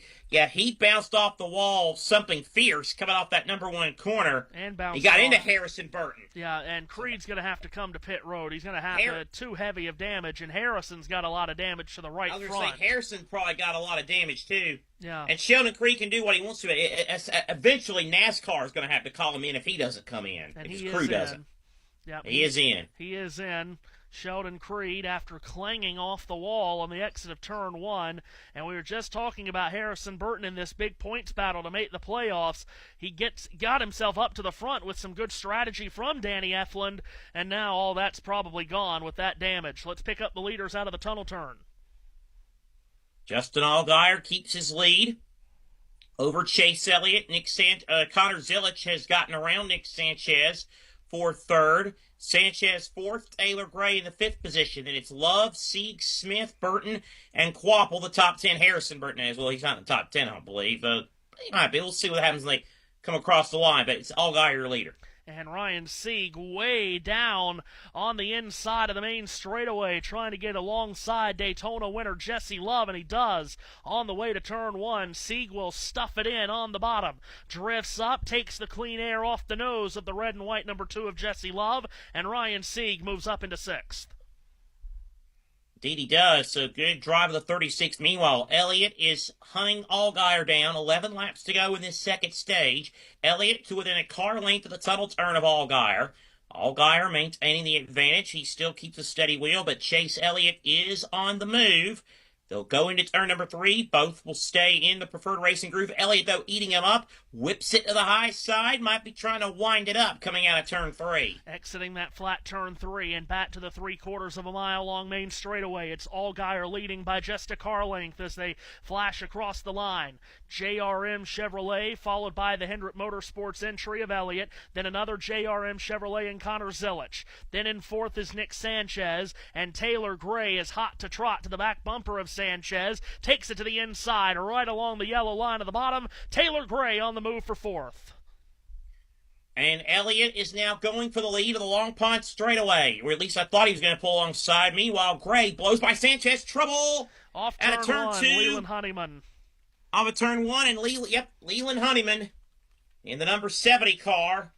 No sponsor on that car, but it might as well be the East Stroudsburg University car because we're in Pennsylvania, and that's their color scheme. You know, he is from Phoenix, Arizona. The 20-year-old finding trouble and caution again. So another caution flies. The Derek Cope team going for a spin out of turn 1 with driver Leland Honeyman. The Cope team. Thank you. Yep, Cope Family Racing.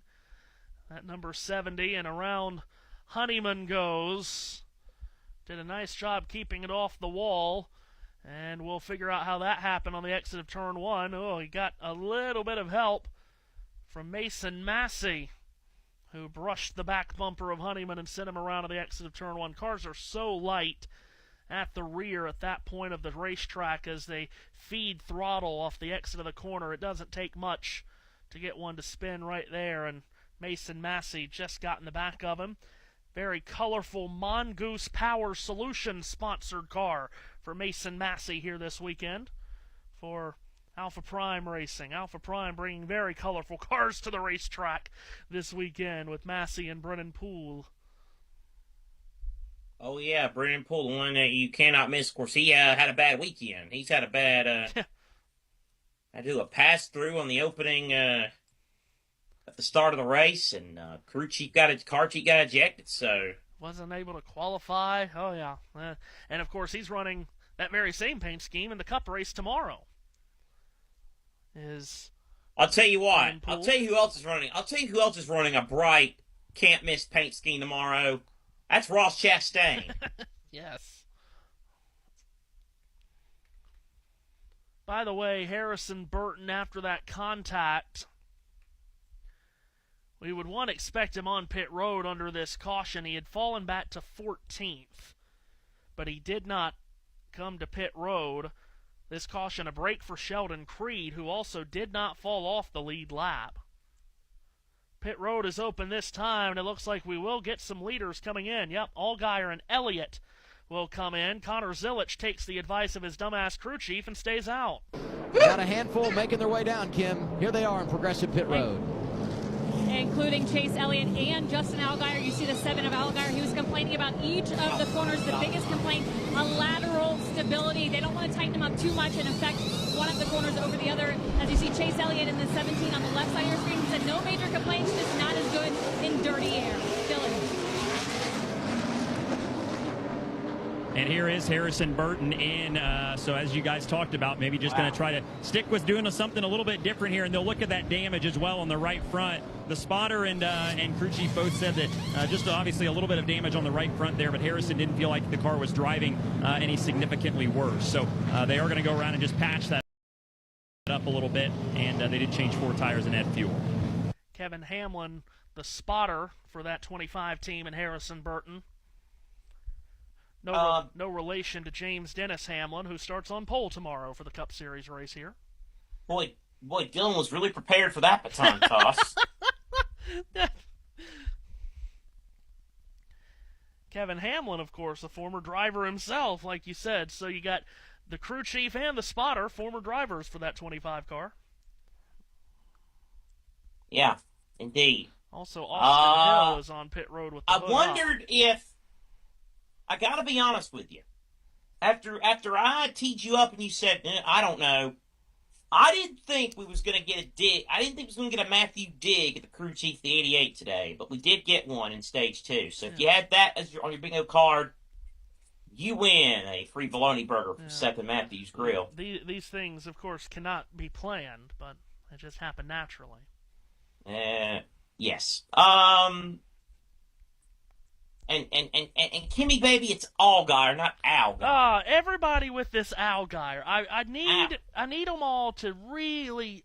Okay, if it was spelled with just one L, then yes, it would be Allgaier. But because it starts A-L-L, how do you say the word A-L-L? Oh, that's right. All of us say all. Correct. Good gracious in heaven. Yeah, would really be nice if people. I mean, he's only been around for forever. He only won the championship last year. Might need to start saying his name correctly. Of course, Jeff Burton, God bless him, he's the one that not only says it wrong, he also screams out the first part of his name. Everybody on social media gets on Jeff Burton for screaming. The only time I ever hear him scream is when he says, Justin Allgaier! Anyway, Jeff Burton's back on the air starting next week.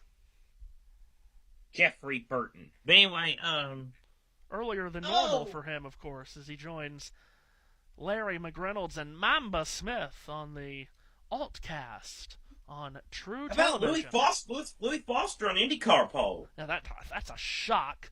Now you want to talk about that race tomorrow, IndyCar at Road America. Of course, if IndyCar knew how to promote themselves properly, they'd be really promoting the hell out of this race tomorrow, Seth. Temperatures are going to be close to 100 for that race up in Elkhart Lake, Wisconsin tomorrow. So in the cockpit, it'll easily be at 120 plus.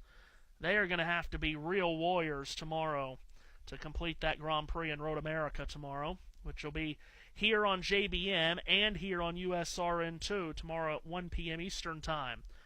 Up at that sprawling road course in Wisconsin. It's a shame NASCAR doesn't go there in any capacity anymore. Yes. Chicago was more important. Dawson Cram, too fast on pit road, multiple sections. Hey, Rafael Devers homered against the Red Sox. Thanks, Boston. Of course, that's Boston fans will remind you that's not his name. It's Rafael Devers. Devers. I could have sworn I've always heard it as Devers, but okay. It is Devers. Boston fans now call him Devers because he's a diva. Oh, okay. I get it. I got it now. Listen to this. Here's a note for tomorrow.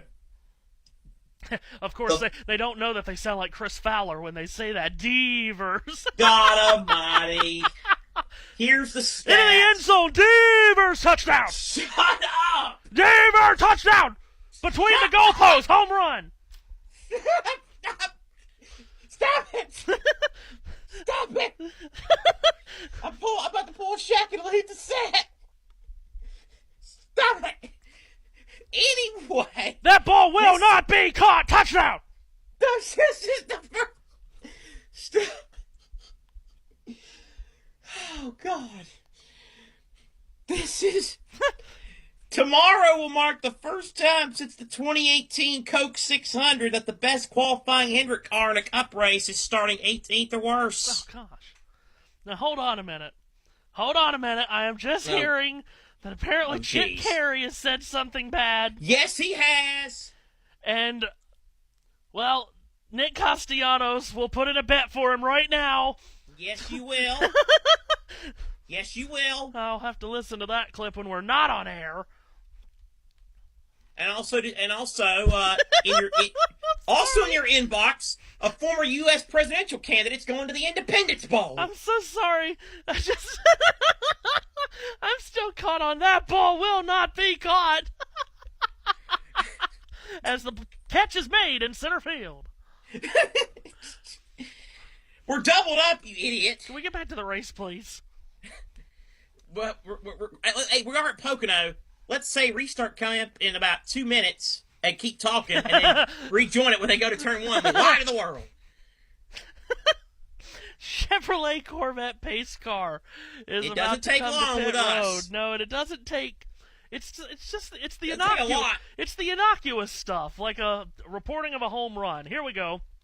In Pocono, green flag goes back up into the air, and Connor Zilich on the front row takes off from the outside. Nick Sanchez is left to battle for second with Taylor Gray. Just 5 laps to go in stage 2 as Sanchez hooks the bottom of turn 1. Can't get close enough to make a move on Zilich. It's Zilich in car 88 leading off the number 1 turn. And that's terrific for all of us as Zilich leads down the Long Pond straightaway. Sanchez second, Gray third. Ooh, Sieg getting a little bit wobbly back there with Eckes right behind him. Ryan Sieg now to fourth. Eckes a bit sideways over the bump. Nearly hit Jesse Love, but everybody keeps it pointed in the right direction as they work their way now out of the tunnels, earning on to the second straight. It's Connor Zilich from Nick Sanchez, Taylor Gray, Ryan Sieg, and Jesse Love. The first side-by-side battle at 6th. Sammy Smith trying to take that from Christian Eckes. Field swings up out of turn number 3. It's Zilich away with the lead. Fast closing Taylor Gray on the back bumper of Nick Sanchez. Meanwhile, Justin Allgaier goes about 5 lanes lower than everyone else down the straightaway. He pitted under the last caution. He's running around the number 5 of Chris Wright, so be careful there, everybody. Allgaier gets through. Chase Elliott cannot. Elliott loose in the middle of the corner, stays trapped behind Chris Wright. Chase Elliott, get ready to learn Chris Wright, buddy. As Josh Williams and Leland Honeyman lurk right behind him. Dean Thompson also in that mess. They work their way. I said Leland Honeyman. That's Anthony Alfredo, of course, you dummy. Seth East forgets how to call a race like a freaking idiot. And with 4 to go in the stage, has to regroup. Here is Allgaier. The inside of Matt DiBenedetto. So I shouldn't have done that because now I'm thinking about where I got that from, and I've been laughing all week. So, Matthew, back to you. Allgaier works his way around the Viking Motorsport car of Matt DiBenedetto. So Allgaier on the charge after pitting under the caution has already climbed his way up to 10th. Now he looks for more as he dives to the inside of the Jeremy Clements automobile in turn 1. Clements slides up. Chase Elliott boxed in traffic, trying to keep touch with Allgaier. He goes very low off of turn 1 to get alongside Brandon Jones. Oh, man. So here comes the Elliott and Jones as they continue to battle side by side. Now going into the tunnel turn they go. At the front, nothing changing there with Connor Zilich. And as they go down the short stretch now into turn number 3. On the outside is Jones. On the inside, it is Kyle Larson. There I go again. It's Chase Elliott. You gotta. Here, let me draw this circle on my face to pinpoint this stupid little F-head. But anyway. Jones doing well after that spin to stay in the top dozen or so. Elliott will load up another run to the inside of Jones in turn 1. Elliott with fresher tires goes very deep into turn 1 and makes that pass on Jones.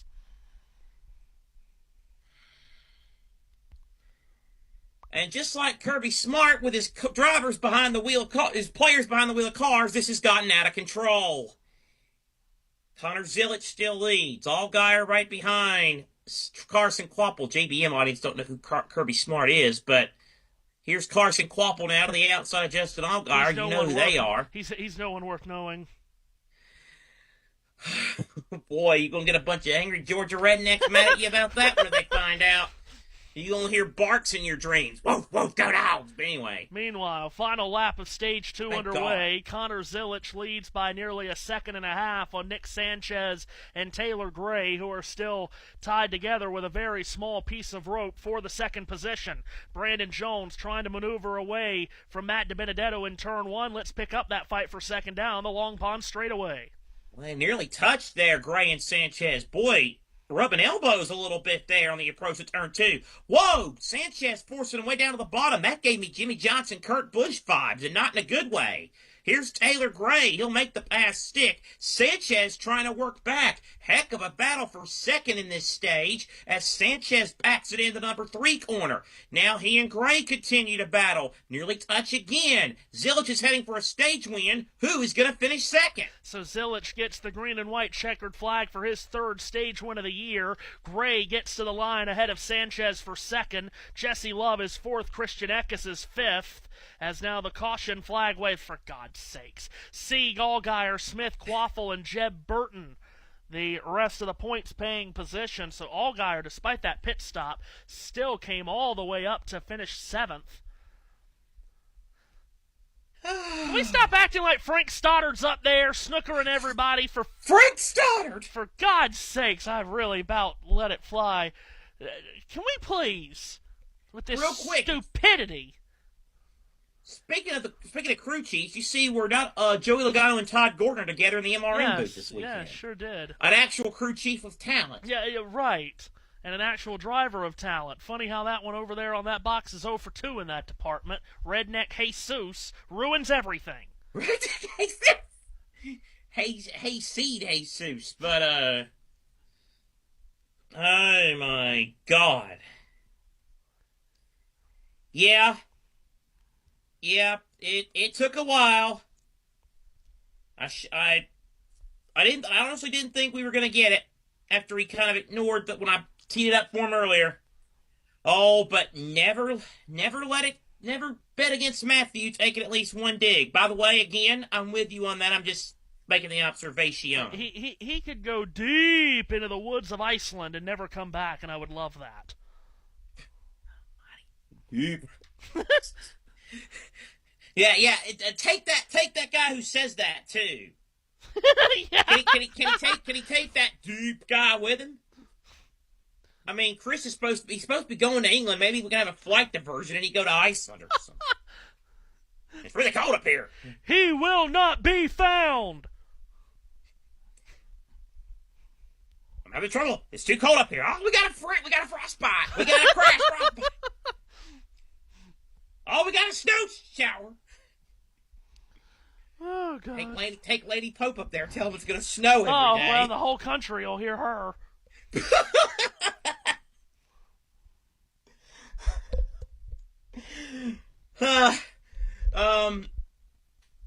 Benny, you ready for a Wild World of Sports update? Yeah, well, come on. Now, we don't have a sounder for that, I don't believe. No, we do not. Yeah, Dan gets a break. He'll be back. He'll be screaming at everybody tomorrow, but...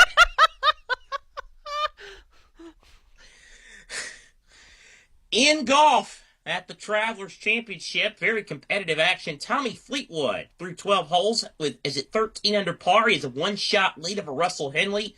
Keegan Bradley is third, 2 back. Justin Thomas is fourth at 9 under. And at 8 under and fifth is Jason Day as they golf in Connecticut. Actually, check that. There's now a tie for 4. Denny McCarthy, not to be confused with Denny Hamlin, just birdied. Denny McCarthy, five more birdie, 5 shots away from saying I beat your favorite golfer. But anyway. Oh, Lord. I want someone to do that. I want someone to slam their club down in there. I beat your favorite golfer. All of them. Who do you think you are? Oh, my Lord. Oh, what a stupid moment that was. Gary Thorne had to be thinking, what the hell am I doing on this? That was so stupid. He looks stupid. Who do you think you are? I am. Word of the street is, you'll actually appreciate this, Matthew, but he actually, there was apparently like a little kid, a little twerp that was heckling him the entire time. That's why he did it. Yes, that's right.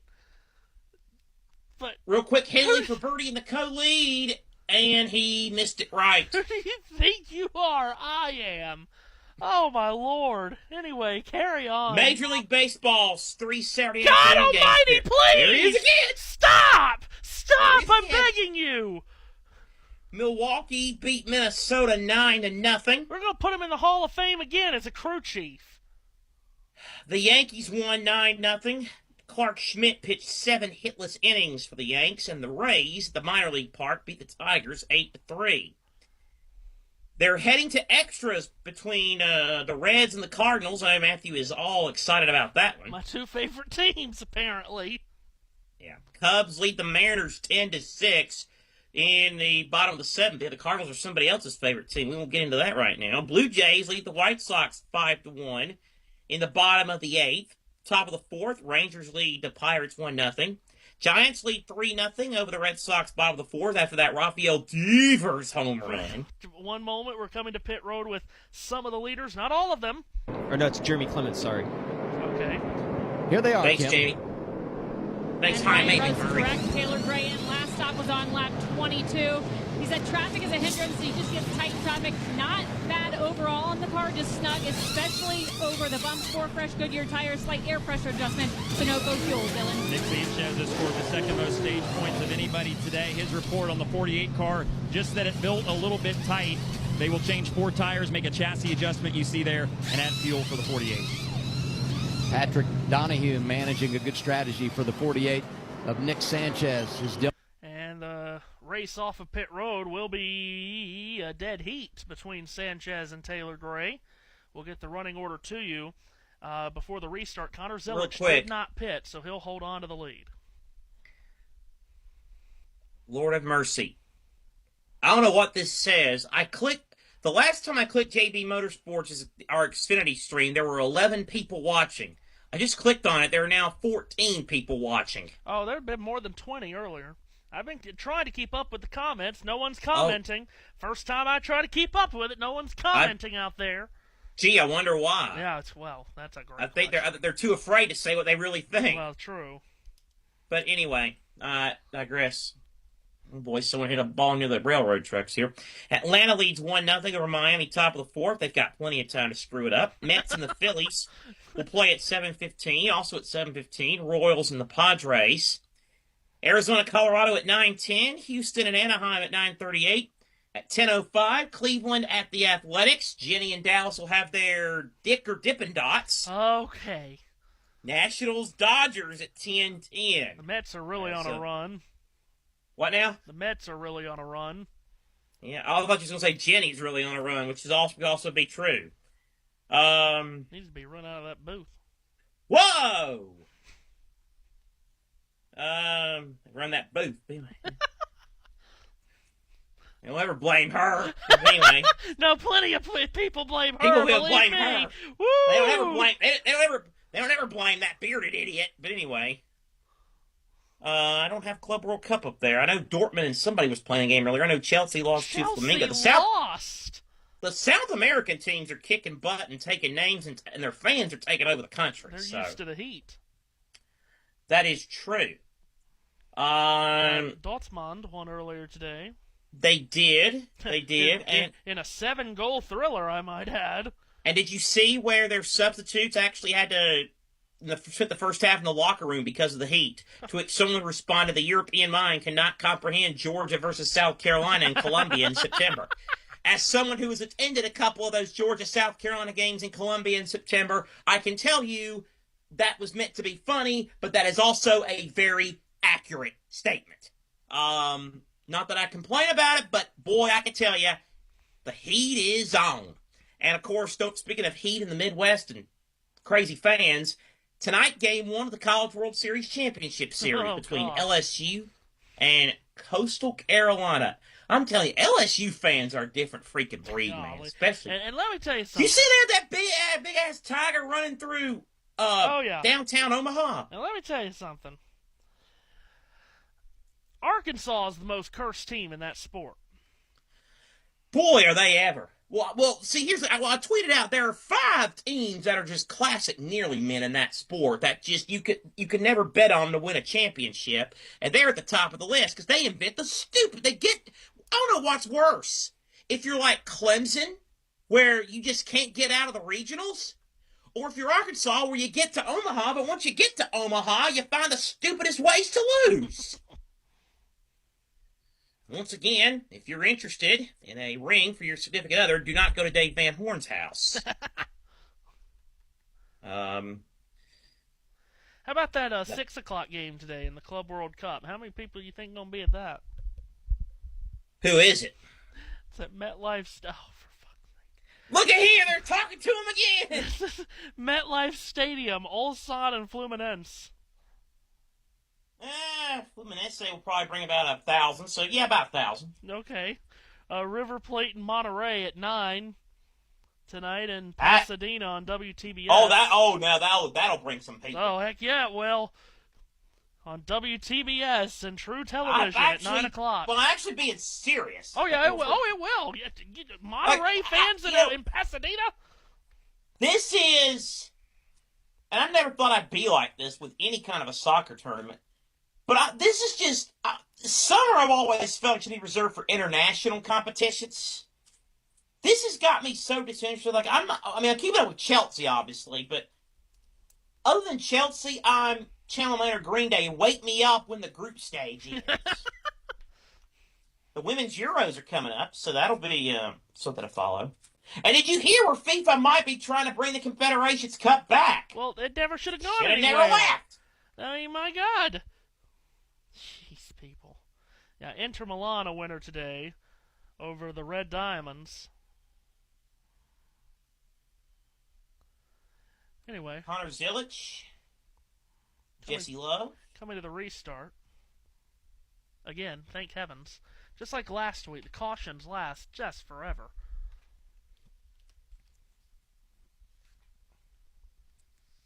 Chevrolet Corvette pace car takes the field into turn 3. Zilic, as everyone has done on the start Breaking and news, restart, Buffalo wins the World Acrobatics and Tumbling Championship. No, I'm just kidding. Zilic will start that's not a real thing. Zilic will start on the outside of row 1. Now, what gave it away that it wasn't real? The Acrobatics and Tumbling Championship, or that Buffalo won the championship? Jesse Love to the inside of Zilic, green flag, and here we go in Pocono for stage 3. Zilic and Love with an even start. 2 by 2, they race down this long main straightaway, and Love is sticking with Zilic stride for stride. The leader has not gotten a big advantage on the restart here, as he has most of the day. Into the corner, side by side for the lead out of turn number 1. So they head down the back straightaway, and Love now tucks back in behind Zilic. So it's Zilic, Love, and Allgaier, then Eckes and Elliott.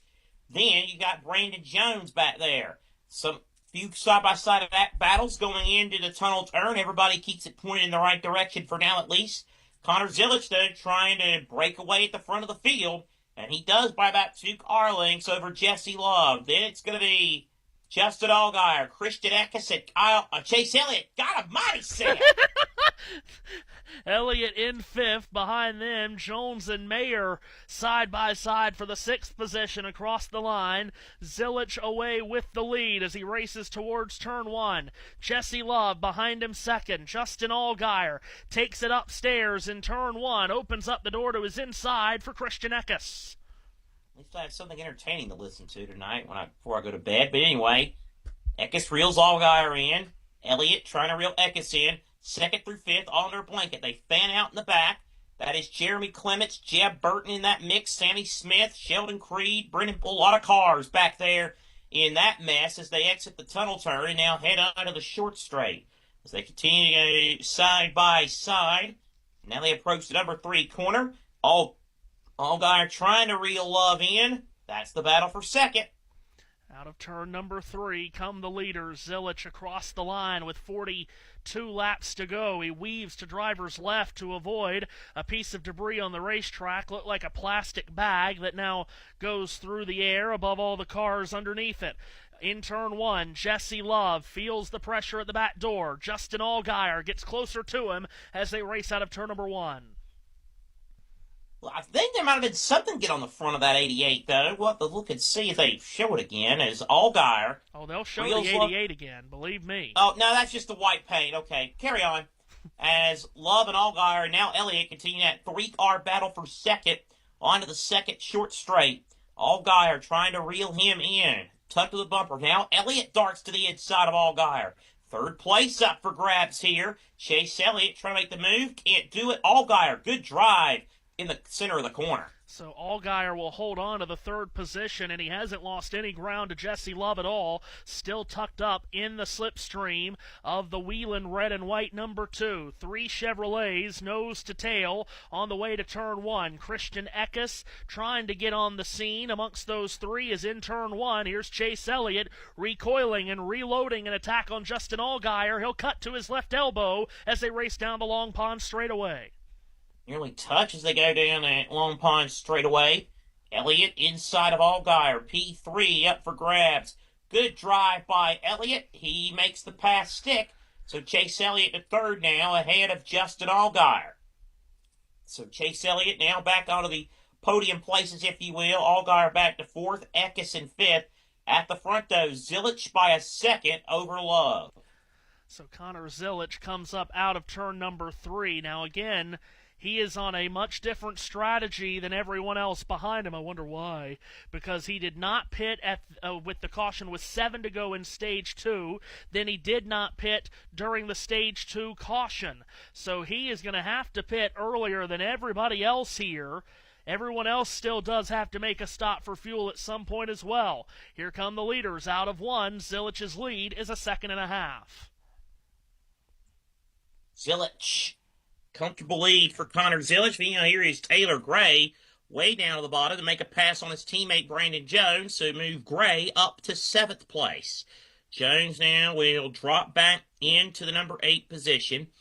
At the front, it's Connor Zilich. Meanwhile, Elliott, I think he might have the best car on the property. He is eating Jesse Love up, drifts high, looking to get a run to grab second when they head back to the straightaway. Of course, Elliott has not gone to victory lane in a long time. It's been more than a year since his last win in the Cup Series at Texas. Around that same time of last year, he won an Xfinity Series race out in Charlotte last May. This is his second start of the Xfinity Series campaign this year, as he ran earlier in the season at Darlington. Finished 1 spot shy of victory lane, second to Brandon Jones. He runs third right now. Yeah, but as soon as I compliment him and say he's got a car, he's now eat up again by Justin Allgaier. 3-car battle for second. It's a heck of a battle. A long way behind the leader, though. Second place battle continues as Jesse Love has the spot ahead of both Chase Elliott and Justin Allgaier on the approach to turn number 3. Love drives the car. Elliott drifts up a little bit high.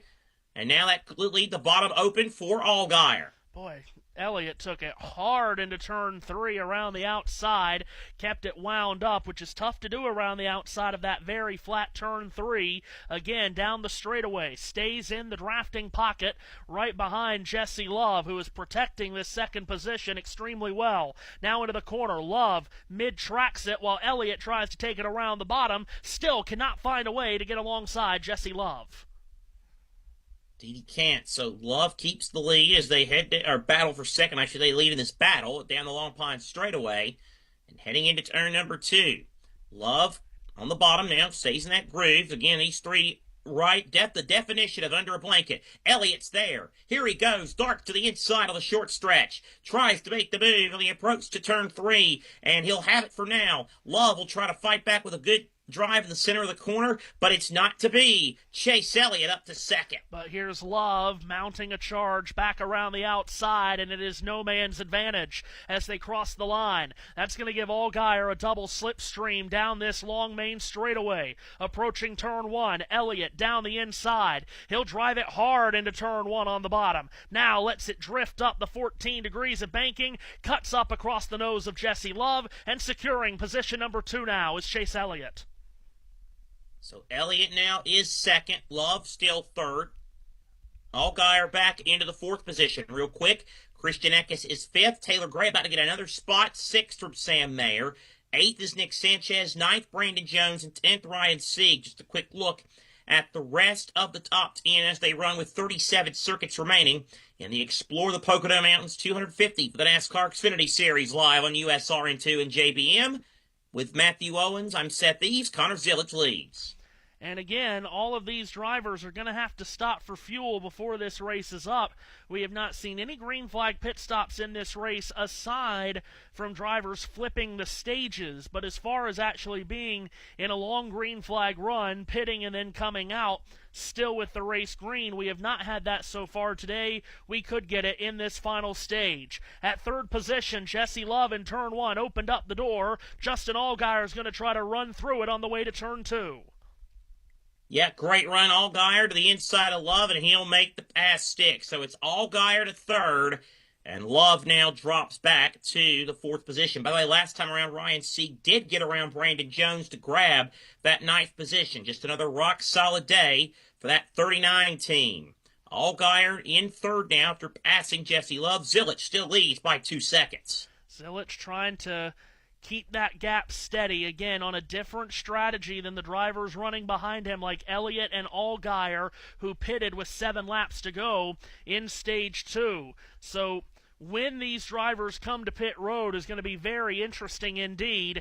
And because crew chiefs call the race here at Pocono like it's a road course, when Zilic comes to pit, he cannot be burned by a yellow like Ty Gibbs was last Sunday in the Cup race in Mexico. Yeah, you're absolutely right about that. Absolutely right. So here is Elliott, 1 point, trying to... And he's charging. Elliott is charging. Zilic said the plan on lap 68 for Zilic, you know who to the driver, we cannot effing speed. That's wonderful analysis from the crew chief as the field comes back out of turn 3. Zilic across the line, and Larson cuts 0.7 of a second off the lead that That's last Elliott. lap. There you go. Yes, there we go. We see the blue and white of HendrickCars.com, and we immediately say Kyle Larson. Car 17 in 2nd position is Chase Elliott, and he is charging his Chase, cutting 0.75 of a second off of Zilic's lead last lap. Yeah, he is coming. I think he's got the best car on the property, and I think he's in the process of showing it. It is Elliott, now a second back of Connor Zilic. 34 laps to go. Zilic keeps the lead as he works out of the short chute again, though. The plan is they're going to come to pit road here very, very soon. Lap 68 is what we've heard. We're on lap 67. Oh, look at this idiot. Coming down. Is he going to change tires too now? Come on. How about you put him in the car during the pit stop? Make a driver change. Come on. You know he wants to. Leaders across the line. It's now 0.5 second between Zilic and Larson as we cover this sport that has the most idiotic obsession with this man and cannot get rid of him. Field off of turn 1. It is again Chase Elliott. In the midst of your rant, you did say Larson again. As boy, Josh T needs to get a counter out for how many times we've said Larson today. Yeah, well, when he goes back and listens to this, he might be listening now. He just focuses on so many things. He's probably listening to us while after these races. He just sent me a Twitter message. I can only imagine what that's about. But to heck with that right now. Here's Chase Elliott trying to reel Connor Zilic in on the approach to turn 3. To the high side goes Elliott. Zilic, is he coming in? Yes, he is. They said he was going to pit on lap 68, and here we are on lap 68. Connor Zilic, a terrific driver, comes to pit road from the lead. I think he did a good job getting on pit road. No lockup, maybe just a skosh conservative, which is fine. Jesse Love in as well. Dylan? And we'll start with Connor Zilic, just give you a balance update. He said that the 88 car was snug. That was his only feedback. You see Dale Jr. there ready to catch the right front. They'll take off that car. They'll change 4 tires and add fuel. Jesse Love, the left side of the screen, also a little bit too tight. Danny Stockman, his crew chief, going to make an air pressure adjustment. 4 tires and fuel. Final stop of the day for both these cars up at the front of the field. 2 drivers that have won races, locked into the playoffs. Impressive young drivers. So now, with 32 laps to go, coming to 31, the race is well and truly on now as Zilic and Love exit pit road. They've made their final scheduled pit stop for fuel.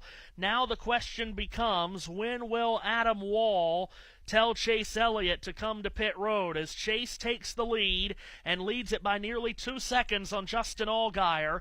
Taylor Gray is through to 3rd. Sam Mayer is 4th. Ryan Sieg is 5th. It's going to be interesting, Seth, to see when these other leaders come to pit road and then what the merge will look like between them and Connor Zilic and Jesse Love. That may decide the race. Indeed, it might. As Chase Elliott, again, all by his lonesome. 31 laps to go. He's on the short stretch. About to approach turn number 3 in that red, white, and blue 17. Chase Elliott. Again, smooth run, best car on the property, and now the favorite to win, you would have to think. But again, depends on these pit stops, because you just never know. Well, now the question is, can they get to pit road before a caution comes out? Because, again, if a yellow comes out, it's just like it was. And there it is! Spinning in turn 2, Seth, is the Pennsylvania driver. Garrett Smithley from Legionnaire, Pennsylvania has looped the priority tire machine. Yeah, he was probably told to, because now that gives the 88 all the cards in the world. Now we're going to celebrate this idiot like he's some grand crew chief master. Oh, my God. Caution is out, 30 to go. Thank you, Garrett Smithley. Garrett Smithley. Just like his NFL team, the Steelers, they find ways to piss us off.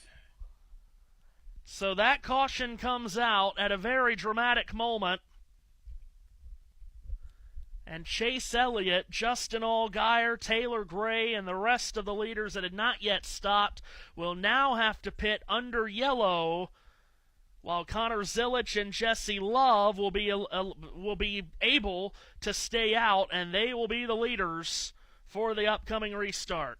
Just like Ty Gibbs last Sunday in Mexico City, Chase Elliott burned by a caution in the middle of the cycle of final pit stops. Connor Zilic has won this race. It is over. It was never going to be any different. We had to have it that way. My God.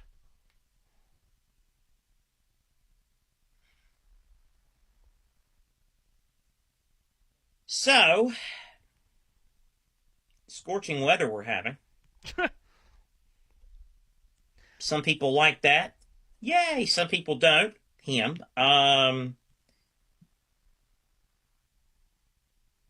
Yeah. Haji Wright is out for the rest of the Gold Cup with an Achilles injury. Oh, that's terrific. An Achilles injury means that he'll be quite questionable for the World Cup next year. Yeah, that's what I'm thinking. By the way, some news in NASCAR land came out yesterday. Real quick, sorry to interrupt you there. Daniel Dye back in the lead lap. He got the free pass. Some news came out in NASCAR land yesterday that the Winston-Salem Journal is reporting that NASCAR and the city of Winston-Salem are close to a deal that would bring at least one national-level NASCAR race to Bowman Gray Stadium for a period of 5 years. That's interesting, Seth. That could be taken many different ways. Could be taken that maybe a truck race will be there, or the Clash / the All-Star race. There's a lot of talk about what's going to happen with both of those events. NASCAR is obviously openly shopping the Clash to possibly go international. North Wilkesboro, a lot of talk about that getting a points race. Maybe Bowman Gray will be the All-Star race. Leaders on pit road. Kim? With Taylor Gray at the top of your screen hitting first, looking to back up that runner-up finish last week with a top 3 Got a finish spin. this week. Just snug has been the major problem all day for him. Middle of your screen, chase Got a car spun if anyone wants to pay attention to it. to pushing the right front. They told him all you're going to have to do is pass those 3 guys that already pit, and then Justin Allgaier there. It's Dean Thompson for anyone that cares. Anyone? It's a tight race off pit road with the No? Dean Thompson spun? 7 of Allgaier. A couple other guys in front of him played strategy. 17 Wow. of Chase Elliott gets off in front of Allgaier. That's not Dean, good. Dean Thompson Thanks for being 5 minutes late. well, used honey. it all. I mean, haven't seen that one before. What do you mean hadn't seen that one before? Boy, Matthew is... That's a weird statement. God Man. bless America! I didn't think it could get any worse than it already is with this stupid sport and that man, but apparently it has. Oh my Now what? God! What? I clicked off for a second. What happened? Well, they just showed him again because we have to show him every 20 seconds.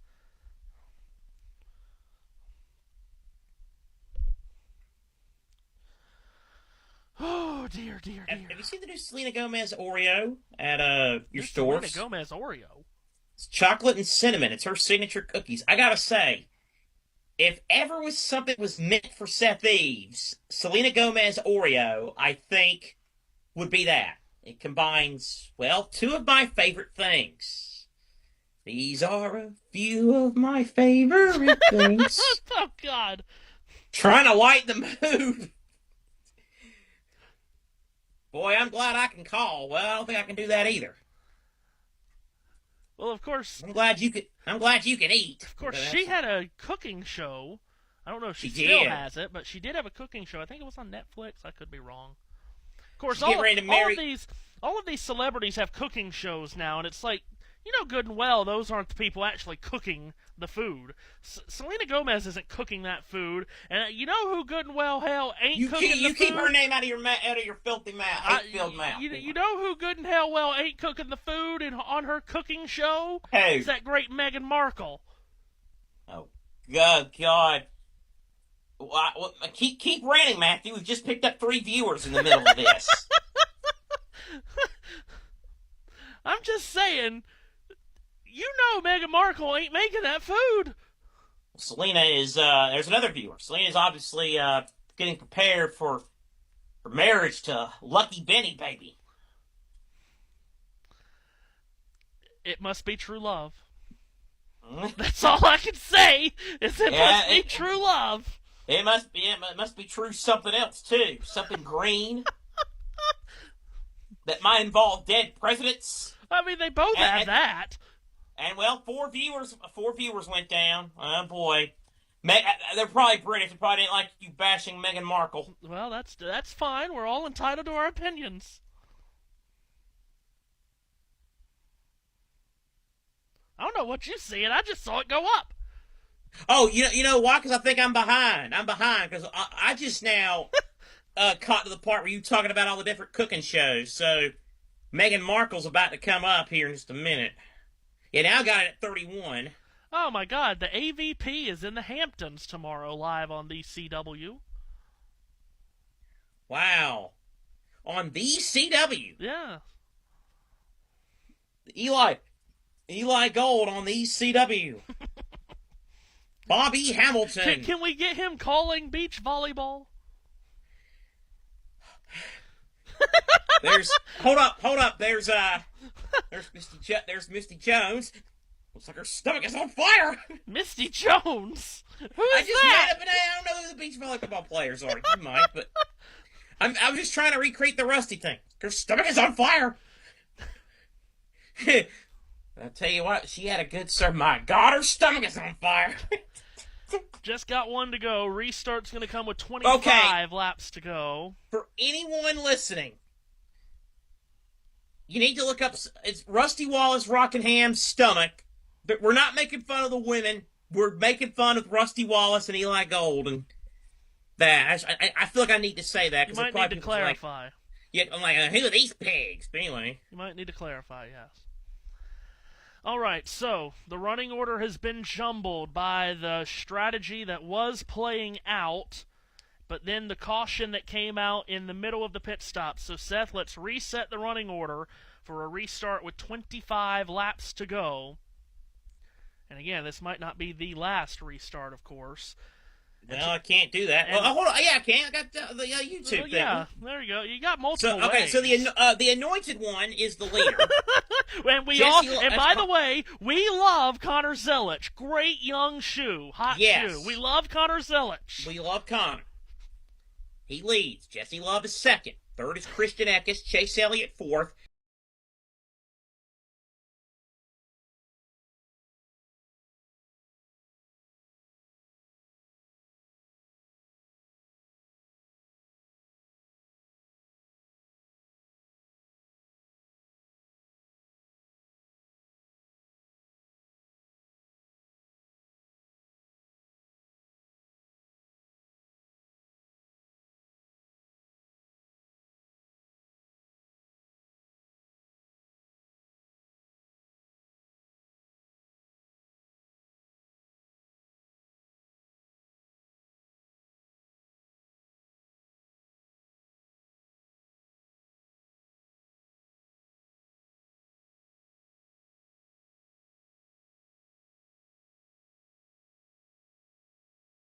Fifth is Justin Allgaier. 6 through 10, Harrison Burton, Sammy Smith, Taylor Gray, Sam Mayer, and Ryan Sieg. 25 laps to go.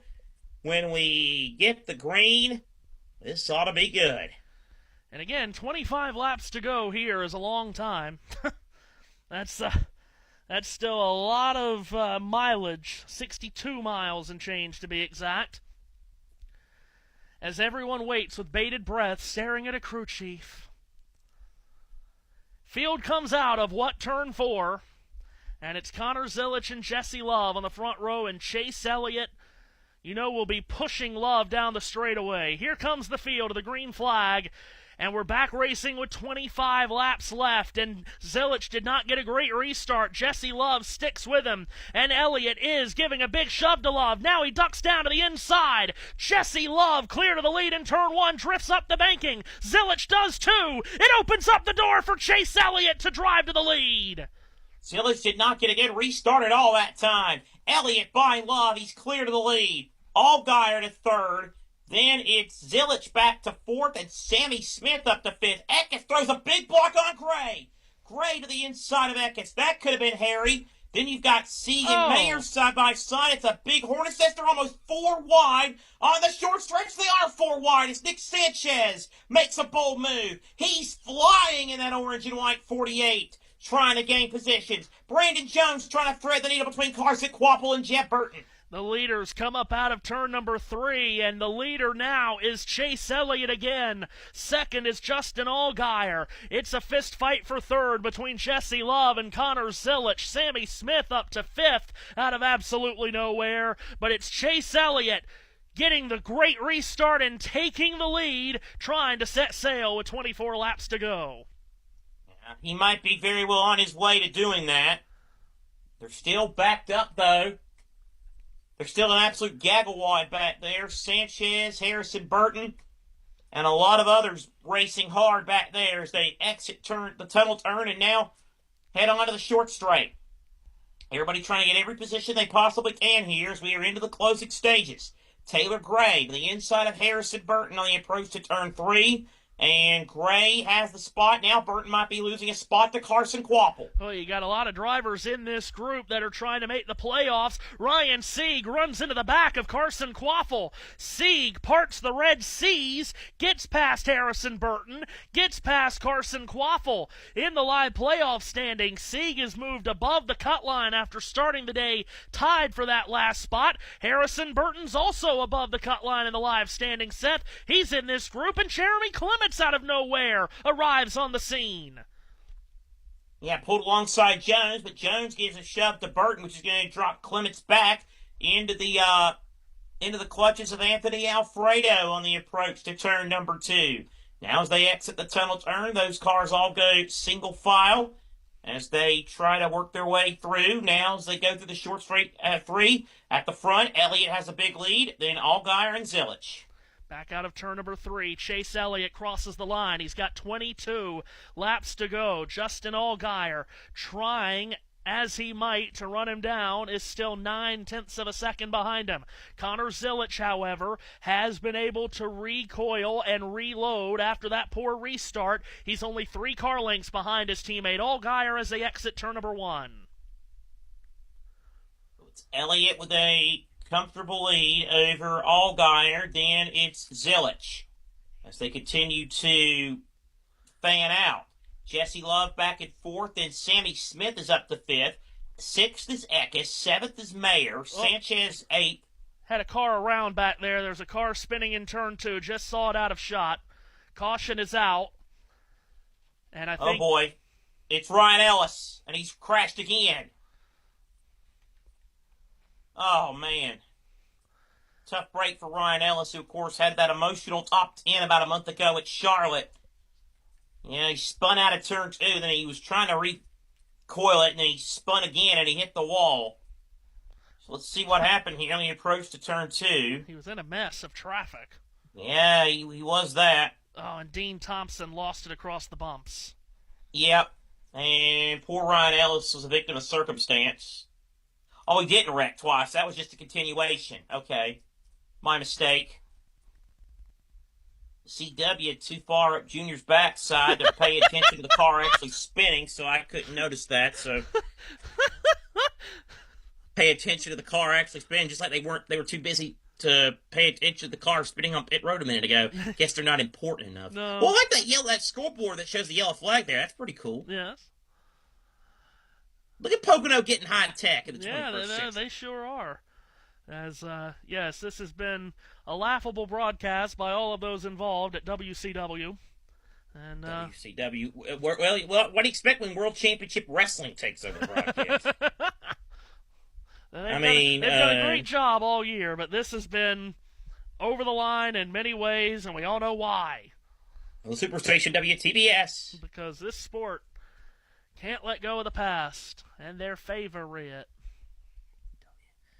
You're watching on the Superstation You're listening live on the Super Radio Station WUSRN2. The second station WUSRN2. The second station. This is just a preview of tomorrow's 400-mile race. You'll hear live on the main channel on the Big Daddy WUSRN. Oh God.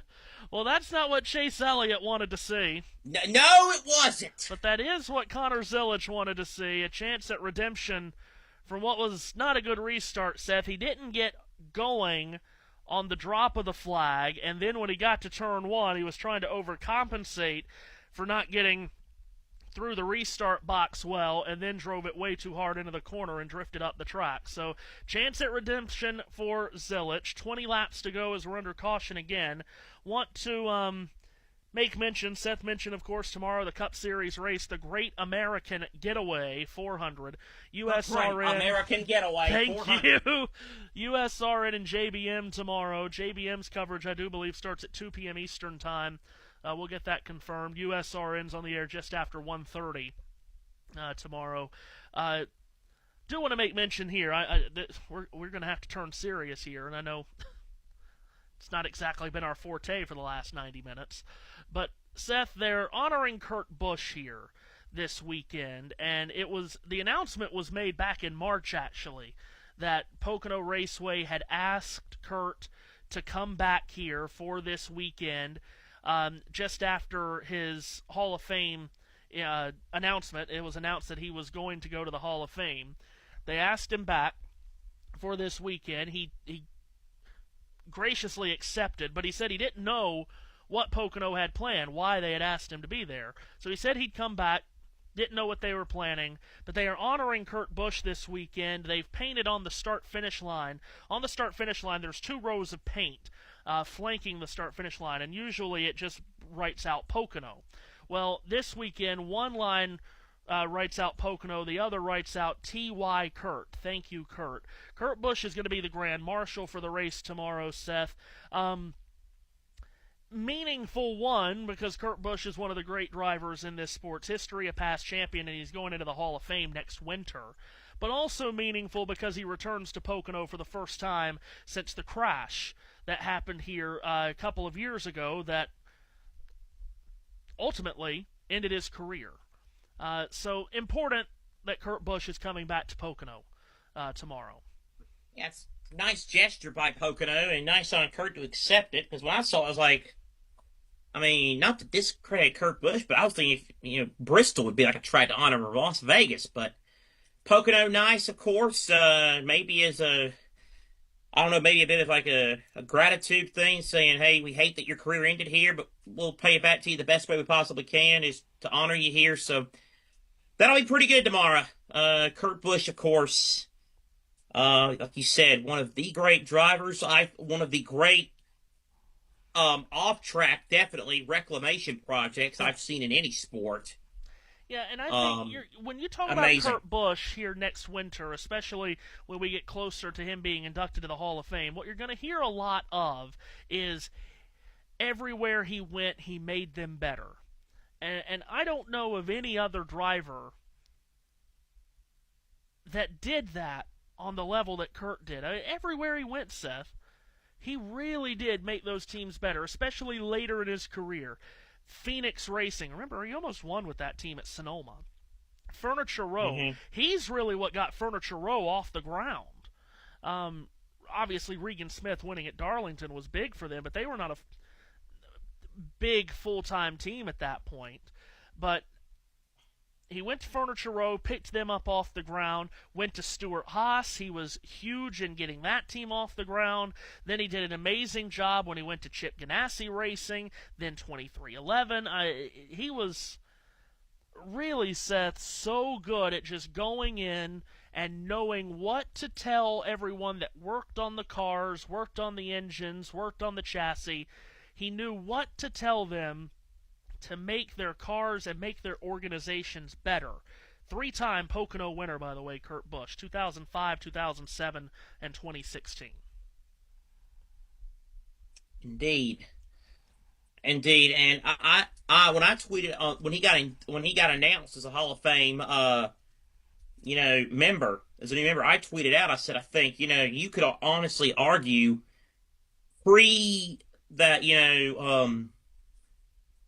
whatever you want to call it, breaking point, whatever you want to call it, post-breaking point, you could argue he had 2 separate Hall of Fame careers. Yeah, right. The pre-breaking point where he won the championship with Roush and he was winning races and contending with Penske.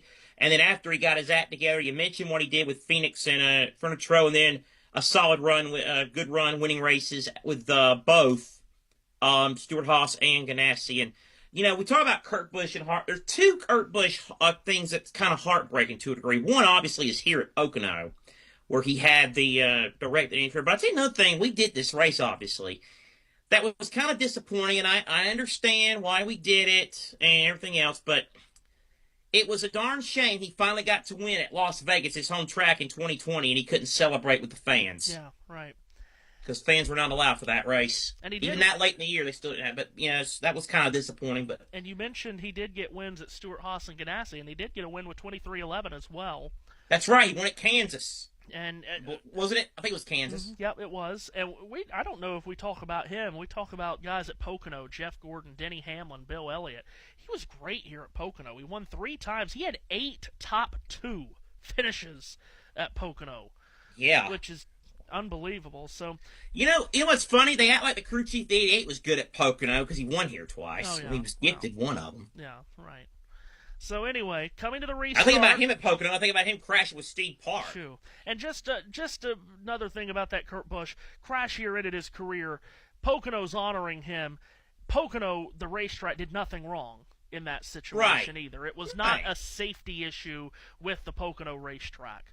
So here we come to the restart. It'll be with 17 to go. Chase Elliott is the leader. Connor Zilich to his inside. Row 2 is Jesse Love and Justin Allgaier into the restart zone. Green flag flies again. 17 laps remaining here in Pocono. Can Connor Zilich get redemption on this restart? He tries to stick with Chase Elliott, and he's doing it so far as they race down the main straightaway. Now Elliott ekes out into turn 1. He's got a half a car length on him. Zilich tries to charge back to his inside. Allgaier's in the middle of it. Racing out of turn 1. Elliott with a small lead. Nick Sanchez sideways, Seth, and spinning in front of traffic. Spinning in front of traffic, Sheldon Creed hits the inside wall trying to avoid. Sanchez backs it into the inside wall on the long pond straightaway, and the caution is out again, and Nick Sanchez, who had a really solid day going, has found the wall, and the back of that 48 car is not pretty. The front's not too good looking either. Major. Bit of a mess there, and Creed got a lot of damage. Major championship implications for Nick Sanchez, who started the day 15 points below the cut line and was running well today. And also, as Seth mentioned, second accident of the day for Sheldon Creed. And, of course, he came in only 42 points above the cut line. What happened, Seth, as the field on the restart raced out of turn number 1? Sanchez just had slid back, and then he and Taylor Gray made contact, and Sanchez tried to save it, but he just lost control of the car, and Sheldon Creed was trying to miss the wreck, but as he was trying to miss, he was driving too fast, and the wall came up too close on him, and that's how he hit the wall. So, tough break for both Nick Sanchez and Sheldon Creed. I mean, it's a good effort by Creed. You get what he was trying to do, he just didn't quite execute it the way he wanted to. And boy, another caution here at Pocono. Another caution for these leaders to think about. Yeah, Creed cutting sharp left to not totally broadside Sanchez, but ran out of room running into the inside retaining wall. Still better than absolutely T-boning him, like what we got at Bristol earlier this year in that hard crash where Brennan Poole slammed in to a sideways car. It's a shame for Creed, who had actually done a nice job rebounding from his contact with the turn 1 wall earlier in the day. And for Sanchez, this is a very demoralizing accident as he tries to race that 48 car into the playoffs. 10 races left in the regular season after today to make the Xfinity Series playoffs, and we'll see if Sanchez can do that over these next 10 races. That's a lot of racing left at a lot of very unique racetracks. We talked about the schedule earlier.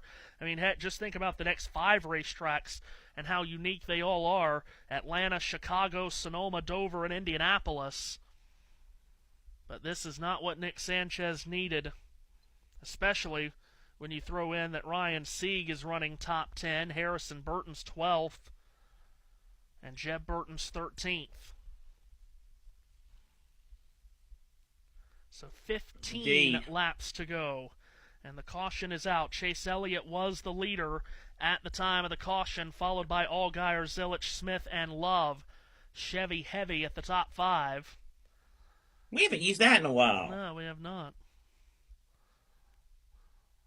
So by the time we get back racing, it'll probably be with about 11 or 12 laps to go. And you're right, Seth, another caution period for these leaders to think about the restart. I was interested in Allgaier on that last restart. He was second, but on the choose decided to restart behind Elliott and take row 2, outside of row 2, rather than inside of row 1. Found that interesting, so we'll see if he does the same, because, again, he scored second. So when they go through the choose, we'll see where Allgaier goes. Again, tomorrow on JBM and here on USRN2, the NTT IndyCar Series runs the Expel Grand Prix at Road America. That's at 1 p.m. Eastern Time tomorrow, USRN2 and JBM. And then also on JBM and here on USRN is the NASCAR Cup Series here in Pocono, the Great American Getaway 400. Excited for both of those races. As Seth mentioned earlier, rookie Louis Foster is on pole at Road America. Wonder what wackiness played out in qualifying to get Foster on the pole. And maybe no wackiness, because He and RLL qualified pretty well on the road courses, certainly did for the GP at Indianapolis a couple of, well, now well over a month ago now. So Louis Foster sits on pole for that IndyCar race. Of course, they ran in prime time at Gateway last weekend, Seth. Joseph Newgarden leading, ended up on his lid. Yeah, and Kyle Kirkwood won it. We still only have 2 winners on the season. That's Kyle Kirkwood's first oval win, if I'm not mistaken, last week. I believe you're right. But to finish up, I was saying that James Hinchcliffe taking lap-by-lap duties of the crash because, God forbid, the actual lap-by-lap guy, you know what he did? He's too busy painting or watching F1 replays. And by the or way, eating or having a Twinkie and a Twizzler all at once. And I'm not even exaggerating. He did do that one time during practice. He loved Twizzlers and Twinkies. He said he put a Twizzler in a Twinkie and ate it.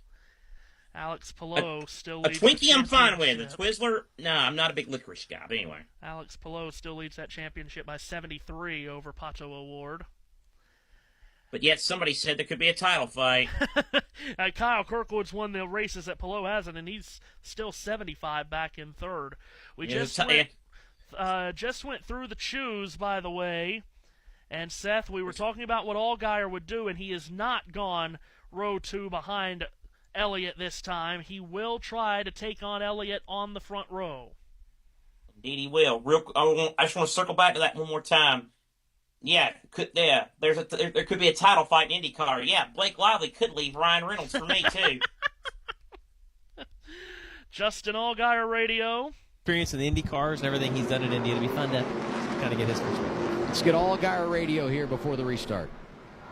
The racer me says take the front row, but I know that the smart decision is to take this spot. Stick with your gut. Don't worry about it. Yeah, we got your back either way, man. There is no wrong decision for you. I'm going to take the bottom.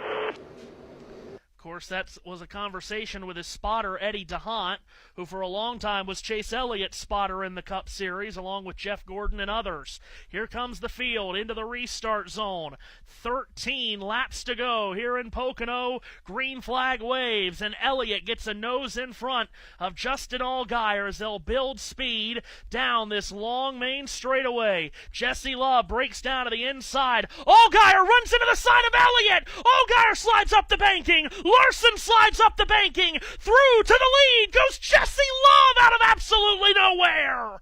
Elliott went up the hill, and now Jesse Love and Christian Eckes are now running 1-2. Zilich in third. The race turns on a dime in turn 1. Jesse Love from nowhere takes the lead. Christian Eckes, though, at one of his home tracks, looking for a big win. Zilich lurking too, back in the third position, but at the front, Jesse Love for Richard Childress Racing has the lead going into turn number 3. Then it is Eckes. Then it is Zilich. Sammy Smith fourth. Elliott trying to regain lost ground and get fifth from Sam Mayer. Chase Elliott is going to have to crack the whip and get up on the saddle because he fell all the way back to 6th. And there's a lot of cars to pass and a lot of ground to make up for him to get back to the leaders. Here they go to turn 1. Elliott on the bumper cover of Sam Mayer through the corner. Cannot pull up alongside. So Elliott fell to 6th. Allgaier fell even further back to 11th after those two made contact on the restart. Jesse Love takes advantage, goes through to the lead, and Chase Elliott's in trouble, Seth, off of in turn 2. Elliott is wobbling as if he has a flat tire. He does, yeah, he's wobbling big time. Chase Elliott, flat tire as cars go by. Carson Kvapil goes by. Now he's a stopper in the bottle for Taylor Gray. Jeremy Clements by on the outside. The two front runners out of it, you would think, in the blink of an eye. Elliott's not coming into the pits, though. No, he must have felt a vibration and thought he may have had a flat, then just tried to get all the marbles off his tires. Someone hit the wall off a 3 back there, Matthew, and he's coming down pit road. We stay green for now. Elliott and Allgaier falling out of contention after Allgaier tried to go really deep into the corner and went way too deep, Seth, and cost not only himself, but also the leader, Chase Elliott. But at the front, it's really starting to tighten up. Yeah, as Anthony Alfredo in the back tries to get a spot from Brandon Jones. Harrison Burton ducks down in front of him at the front. Love by a half-second over Eckes, and then Zilich 2/10 back. Kyle Sieg went spinning back there. I didn't quite see it, my bad. Apparently they didn't either. Again, Matthew, I tell you what, Matthew, they didn't see it. I didn't see it, but you did. You know what? That is your Daryl Kinsey moment when he was the only one that spotted Kyle Larson flipping at Talladega all those years ago. Man, a long time ago. I will never forget that. He's like, a car upside down. Like, if you mean there's a car upside down. Where are you getting that from? Caution is What's out. on your TV? As Kyle Sieg did spin off of turn 2 in all seriousness. Caution is out for that. Kyle Sieg spinning the tunnel corner. that was a long time ago. 6 years. I mean, God bless Daryl, great announcer, miss having him on, but that was just, I'm actually not even, so I'm being complimentary. I'm like, glad you could see that, because I sure as heck didn't. Kyle Sieg, and oh my goodness, Jesse Love didn't want to see that, and no, he didn't. Here's Jim Nance apparently is doing a promo for the Big 3 tomorrow at 1 Eastern. Oh, I bet that's going well. And because, of course, then it's the Travelers' final round after that at 3 o'clock. Well, where was Justin Allgaier going on that restart, Seth? I mean, that's a long straightaway. He was trying to make it even longer. And then he was trying to drift it and stay and keep it in the throttle into the corner. And, which I get it, at this point of the race, lifters are losers, but still. And now with this caution, you'd have to think the favorite again becomes Connor Zilich in third. Yeah, you would think. You would absolutely think that he's the favorite.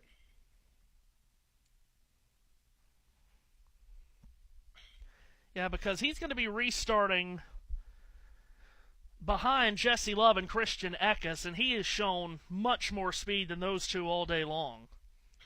And Elliott and Allgaier so far back. Elliott's 8th and Allgaier's 10th. I think this is Connor Zilich's race to lose. I agree. And that'll be a scene. Got a couple coming down the pit road here.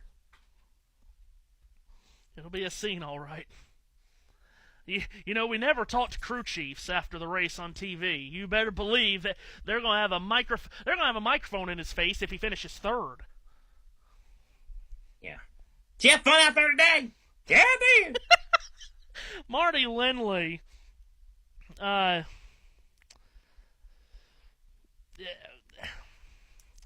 Lindley's the normal crew chief on this 88 car. And suspended a race because the 88 car had more than one missing lug nut following the Nashville race a couple of weeks back. Now, why he didn't serve that suspension last week in Mexico City, I don't know. That's a good question. So, suspension is being served today for Marty Lindley.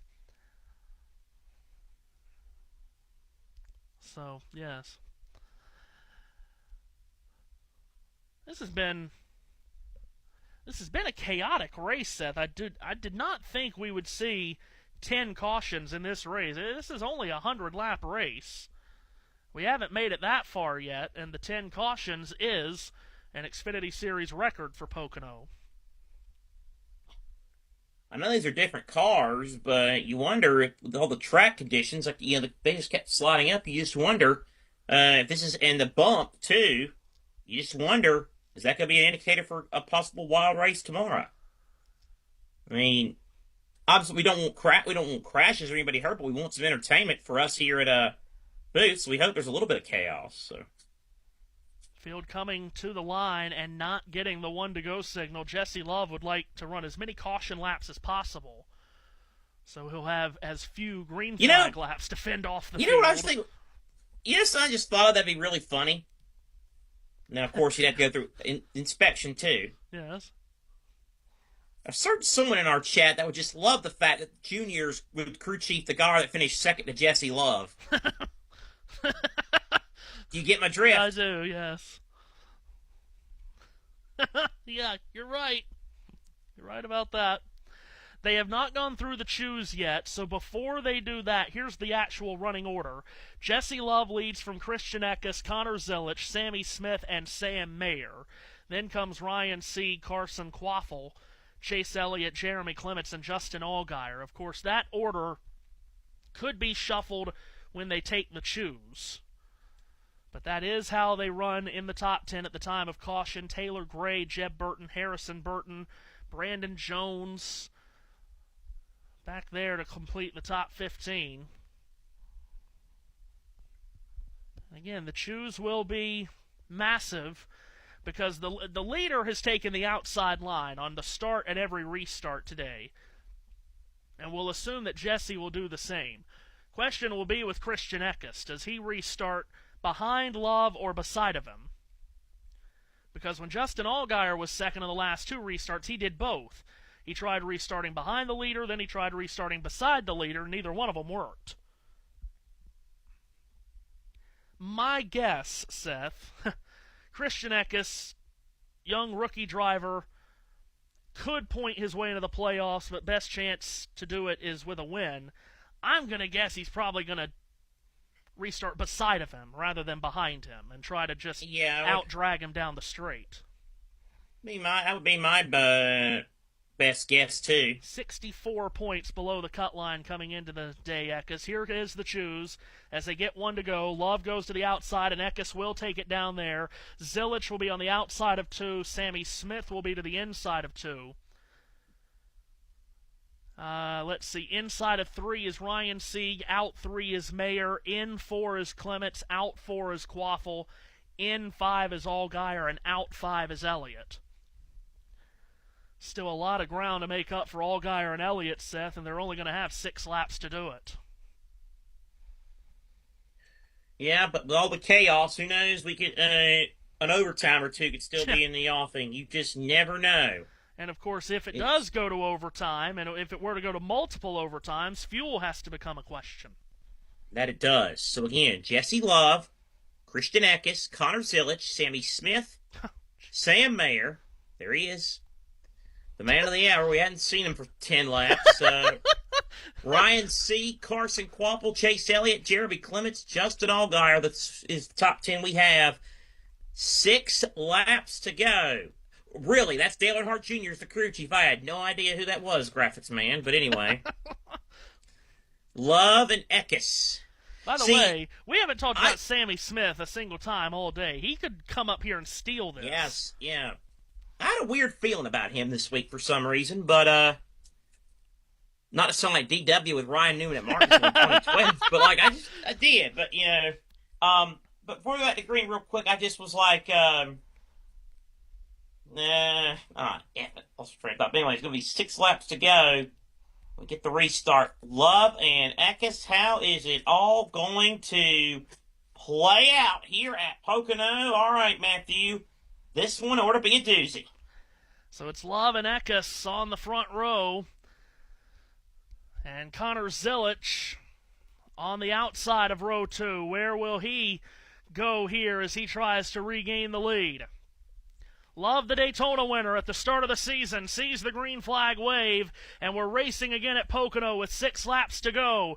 Love wanted to dive to the inside to cover off Eckes, couldn't do it. Ryan Sieg fans down the inside, makes it 3 wide. Here they go into turn 1. Jesse Love is the leader. Behind him second, Connor Zilisch. Motors around the outside of Christian Eckes. Zilisch is second. Zilisch up to second. Jesse Love now trying to snake the draft. Zilisch second. Eckes third. Sieg fourth. 3 wide, way back in the pack.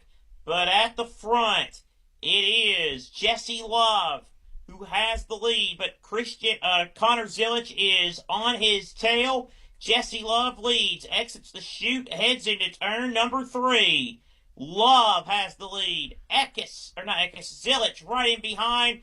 5 to go at the line. Jesse Love is going to have to play great defense here because Connor Zilich has more speed, has the better car. Love goes way down to the inside of the main straightaway to try to break the draft. Still, Zilich stays in his tire tracks. Here they go to turn 1. Zilich packs the air underneath the spoiler of Love, gets him a little loose. Off turn 1, Love holds on to his car, holds on to his lead, but can he do it for 5 more laps? He has the lead there, Jesse Love, but he's going to have to say he might be my hero if he holds him off for 5 more laps because Zilich is coming. Jesse Love leads. Christian Eckes there in case something screwy happens with these top 2.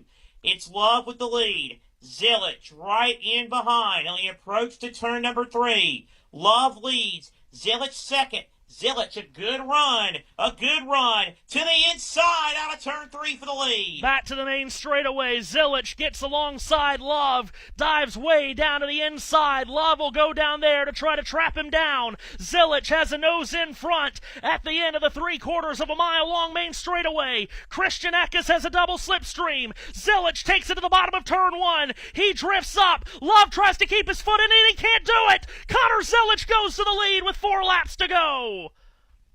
Zilich to the lead. What a move by Connor Zilich. Jesse Love now drops to second. Christian Eckes third. Ryan Sieg fourth. Carson Kvapil in the 5th position. Now, Love maybe losing second to Eckes. Connor Zilich hopes those 2 battle for second.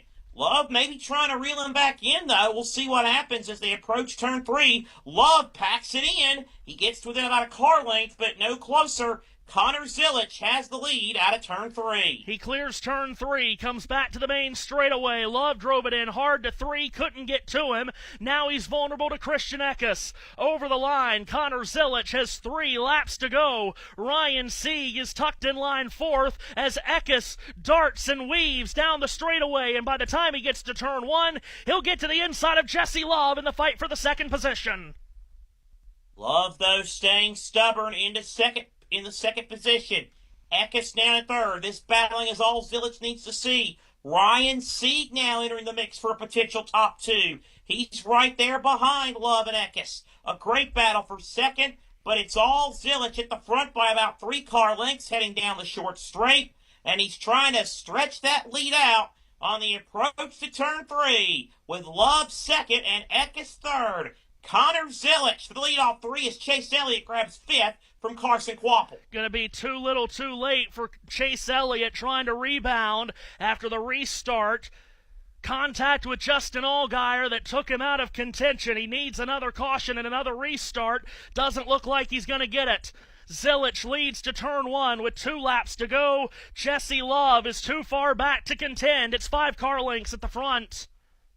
Yeah, Love has gotten away from Eckes, but he's not really close enough to make a run at Zilich. Eckes might be falling into the clutches of Sieg here very soon, back at 3rd. Connor Zilich, he wants to see that white flag, so the next flag will end the race. He's got a comfy lead over Jesse Love, heading down the short straight, approaching turn 3. Zilich by about 4 car lengths over Love as they work through 3. Connor Zilich now keeps it tucked in. And heading out of turn 3, Bell lap at Pocono. Zilich at front. White flag waving for Connor Zilich. He begins the final lap at Pocono. 2.5 miles and 3 turns away from another victory. Jesse Love trying to track him down. He's 3 car lengths behind him. Last time into turn 1, Zilich comfortably places his car down the middle of the racetrack off the banking of turn 1. It's Connor Zilich to the long pond straightaway. Jesse Love will try to make one last charge, but it doesn't look like he's close enough to make a move. Down the short straight, approaching turn number 2. It's Zilich with the lead by 3 car lengths over Love. Love trying all he can. One final shot maybe out of turn 2, out down the straightaway. How deep will he pack it into turn number 3? We're about to find out. Connor Zilich has the lead. Jesse Love second. Zilich has the lead. Here they come to the flag. Coming off of turn number 3, his crew chief Marty Lindley was suspended. An unqualified Colt hero came in replacement. He's okay. Connor Zilich wins in Pocono. Connor Zilich scores his 2nd win of the season as he wins the Explorer, the Pocono Mountains 250 at the Tricky Triangle. getting by Jesse Love in the final laps and then fending off the Richard Childress Racing Chevrolet. Zilich wins for the third time in the NASCAR Xfinity Series, his second win of the year after winning in Austin, Texas earlier in the season. Well, he's quite the young driver, Connor Zilich, that's for sure, and he made a muscle move on Jesse Love to win the race. And the 88 car going to victory lane today, and that orange and white car getting the job done, and Connor Zilich showing himself as maybe a threat for this championship as well as he scores the win. And technically, this is an oval. First win on an oval for Zilich. This is the result that everyone wanted, and they got it. Connor Zilich wins in Pocono. Jesse Love finishes second. He comes up just short of scoring his second win of the season on a 2.5-mile oval. Christian Eckes finishes third. What a tremendous day for him as he tries over these next 10 weeks to push his way into the playoffs. Chase Elliott comes home fourth. Best car here all day. He and Justin Allgaier got tangled up on a restart, took themselves out of contention. Elliott can only rebound for fourth. And Ryan Sieg with a very important fifth-place finish in his pursuit of the playoffs. Meanwhile, for Allgaier, he could only rebound to be 10th on the day. But it's Connor Zilich with his third career Xfinity Series win. He won at Watkins Glen last year in a one-off. He won on the road course in Austin, Texas earlier in the season as well. Now, as Seth mentions, his first oval win comes in the Pocono Mountains of Pennsylvania. Undeserved hugs on the pit box, but Connor Zilich, a deserved win, climbs out of the car. The crowd going wild for this young rookie getting his first oval win. Man, what a thriller. You know your owner doesn't like drivers coming out of the roof hatch. He says whatever. We'll give him a second to get his helmet off. You might want to. We know the prowess he has when it comes to road courses. It was a matter of time before he got his first oval win. He'd been knocking on the door, and he got it done today. Connor, you're a road course ace. First oval win. You do it with your boss man on the pit box. Where does this stack up in terms of things you've accomplished across your career? Yeah, I've been dying for this one for a while now. I know it hasn't felt like that long, but man, I've been so close on the ovals lately, and I finished second. I finished second at Charlotte, second at Nashville, and yeah, Dale Jr. not too bad on the box. Pretty cool to have him up there. Thank you so much to the entire Junior Motorsports team, Registics for coming on board, the Hendrick Engine Shop, such good power the last few weeks, and yeah, just very grateful for everybody, Trackhouse for giving me this opportunity, WeatherTech, and Red Bull. It's an honor to be here, and this one's definitely special. I've been chasing the oval win for a while now. We know your regular crew chief, Marty Lindley, and the whole team set Dale Jr. up for success. He was on the box. But what kind of value did that add to you as a driver to have a Hall of Fame racer on the box coaching you through a track you never raced on? Yeah, it's pretty funny. He was kicking me in the ass on some of those restarts, giving me some advice. So, yeah, no, the advice from him is advice well taken from me. So, yeah, it was really cool to have him. And, you know, to get him a one-for-one win as a crew chief is pretty awesome as well. But, yeah, Marty did everything right to set this up. And I wish he could have been on the box today. But I know he's with us in spirit. Congratulations. Thank you, Kim. 18-year-old Connor Zilich. He's a month away from his 19th birthday. And he scores his first Xfinity Series oval win, his third win on the Xfinity Series Tour for Connor Zilich comes today at the Pocono Raceway. Just getting past Jesse Love in those final laps and holding him off. Final margin of victory, 0.4 of a second for Zilich over Love. Zilich has a long, bright future ahead in this sport, Seth. Many people will tell you that he'll be full-time in the Cup Series next year. We'll see if that happens. He, again, still a month away from his 19th birthday. But he's got a long, bright future ahead of him.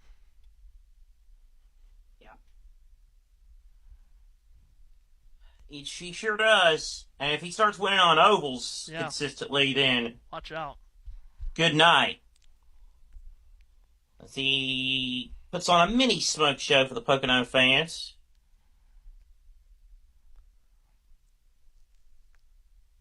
Tenth and final lead change of the day coming with 4 laps to go, with Connor Zilic taking it from Jesse Love, and now will roll his way in to victory lane here at Pocono. Of course, JRM seemed to have this race in the bag a couple of years ago, and multiple of their drivers threw it away late. Austin Hill slipped through to win that day. JRM gets the Pocono win here today. As we mentioned, though, Seth, very meaningful and important 3rd and 5th place finishes for Christian Eckes and Ryan Sieg. Yep, great run. Great runs for those guys today, and but this was only going to end up with only one driver winning. I think we knew it. Yeah.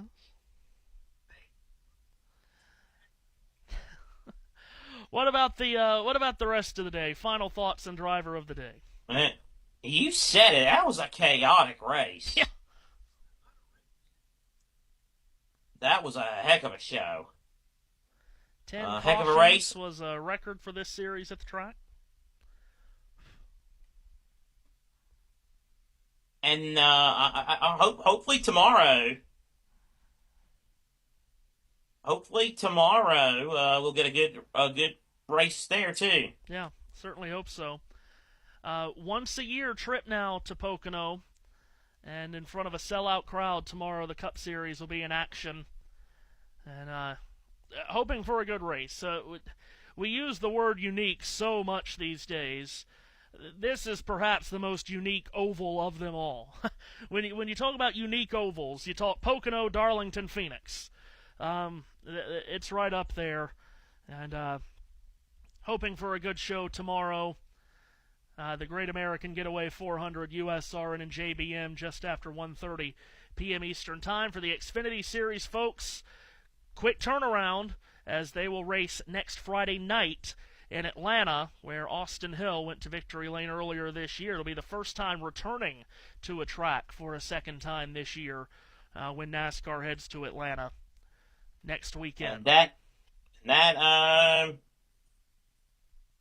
And that might also be a Austin Hill, so he'll probably find a stupid way to win that race too. Dominated there. Let me ask you a question: How many fans do you think Connor Zilic is going to gain? Oh Lord, tenfold. You kidding me? People don't even know him watch Xfinity racing and know who he was, but because they love his crew chief. Oh, I'm a Connor Zilic fan. Yeah, sure you are. That'll be tenfold. You kidding me? And I really don't want to give the guy treatment I give another road race. I really don't, because I like this guy a lot, but Lord have mercy. Well, Zilic, he's going to be around for a long time. Let's go down to Carla Metz. You're gaining on him there at the end. How much more time, more laps do you think you needed, and do you think you had enough to get to him? I'm choking on my drink. Excuse me, that was weird. Yeah, Carla, I think that was the most focused I've ever been inside of a race car. I did not want Connor to beat me. I'm going to have to think or hear about it for a long time, unfortunately. So, yeah, hats off to him. He ran a good race, and once I had some draft, I was able to get back to him. And man, that bums me out, pisses me off. I'm not going to lie, but I'm still trying to be grateful of the situation. We got fast race cars, and we're in position to win. So hats off to Connor, and I want to take the time to say a special prayer and let Davey Matthews, our rear-end mechanic, know that we're thinking about him and his family. His one-year-old daughter had some serious health issues today during practice and qualifying, and Richard Childress flew his jet up here and flew Davey back home to be with his family right now. So I know Davey's watching. I know his family's watching. We're thinking about him. We miss him, and I really wanted to win that race for him. So definitely bums me out. I feel like I let my guys down, but no matter what, I'm just proud of the effort.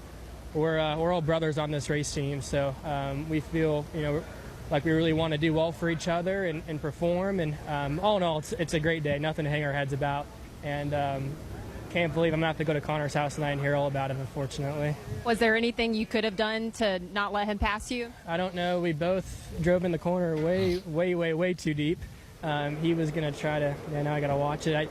I knew he was going to try to get to my left rear here on entry, and I tried to drive him hard and just couldn't paint the line.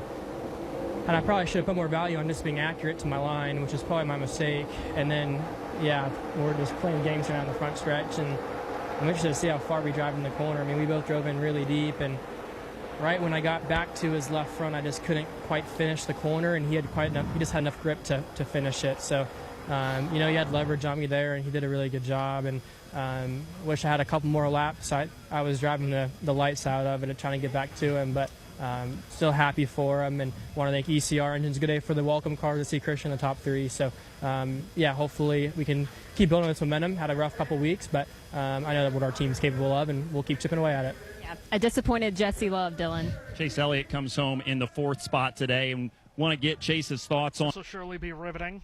Allgaier and just kind of what you felt and ultimately how that changed the end of the race for you. Yeah, I mean, it definitely changed my ending for sure. He came over and apologized, so I'm assuming that he got in there and got loose. I just saw him rapidly approaching my door, and typically at that point, you have a choice to either just crash or give him the space that he needs to gather it up, because we were both in trouble at that point. So, really bummed though. We had such a fast HendrickCars.com Chevy, and it was a lot of fun. Just kind of leading the charge there and being able to dice it up through the field and lead some laps and pass and get some good reps, restarting races and being on the front row. All those things are really good to do. So. A lot of fun. Thanks to everybody at HMS for letting me drive. Thanks to the boss for letting me drive, and hopefully this thing will still be this fast next year whenever my turn rolls around. Going to tomorrow to your Sunday full-time job, the cars are way different. I know the races are longer, but what kind of things do translate or can you take from today that help you? I kind of touched on it a second ago. Just the reps in those positions, and the more often that you're in those spots, I think the more comfortable you're with them, and you kind of know how to handle that stuff. So. I honestly wouldn't have done anything different today. I would have still chose the top. I think that was the place to be. Just sometimes you're at the mercy of, that guy on the inside and how far he wants to run it in there. And, some days that's the way it's going to go. But, we had a really fast car, and it was fun to be up there in the mix and, lead laps and all that stuff, like I said. So hopefully we're just as fast tomorrow as we were today, but we'll see. Car was awfully good today, no doubt about that. 4th. Yeah, fastest car here. Well, Seth, we'll load it up and do it again tomorrow. 400 miles for the Cup Series here at the Tricky Triangle. And, cannot wait. This is going to be quite the show tomorrow for the Cup Series. Good race today for the Xfinity Series. And congratulations to Connor Zilic and Connor Zilic only. Taylor Gray, by the way, moves. Well, real quick, I'm sorry. Kimmy was right. Marty Lindley set him up for success. Oh, no. Well, we all know he wasn't the one actually making the calls today. Good God. I think we all know that. Anyway. Are you sure we all? Maybe us sane people might know that, but don't tell that to his that's people. True. Yeah, that's true. I shouldn't say that. All right, that's it. Xfinity Series next Friday night in Atlanta in prime time. We'll see you here on the Deuce and JBM for that. Before then, of course, the NASCAR Cup Series here in Pocono tomorrow on USRN and JBM just after 1:30 p.m. Eastern Time. For everyone at USRN and JBM, Mixler.com and YouTube and everybody, for Seth Eves, Matthew Owen signing off. Connor Zilic, the winner at the Tricky Triangle of Pocono, his second win of 2025.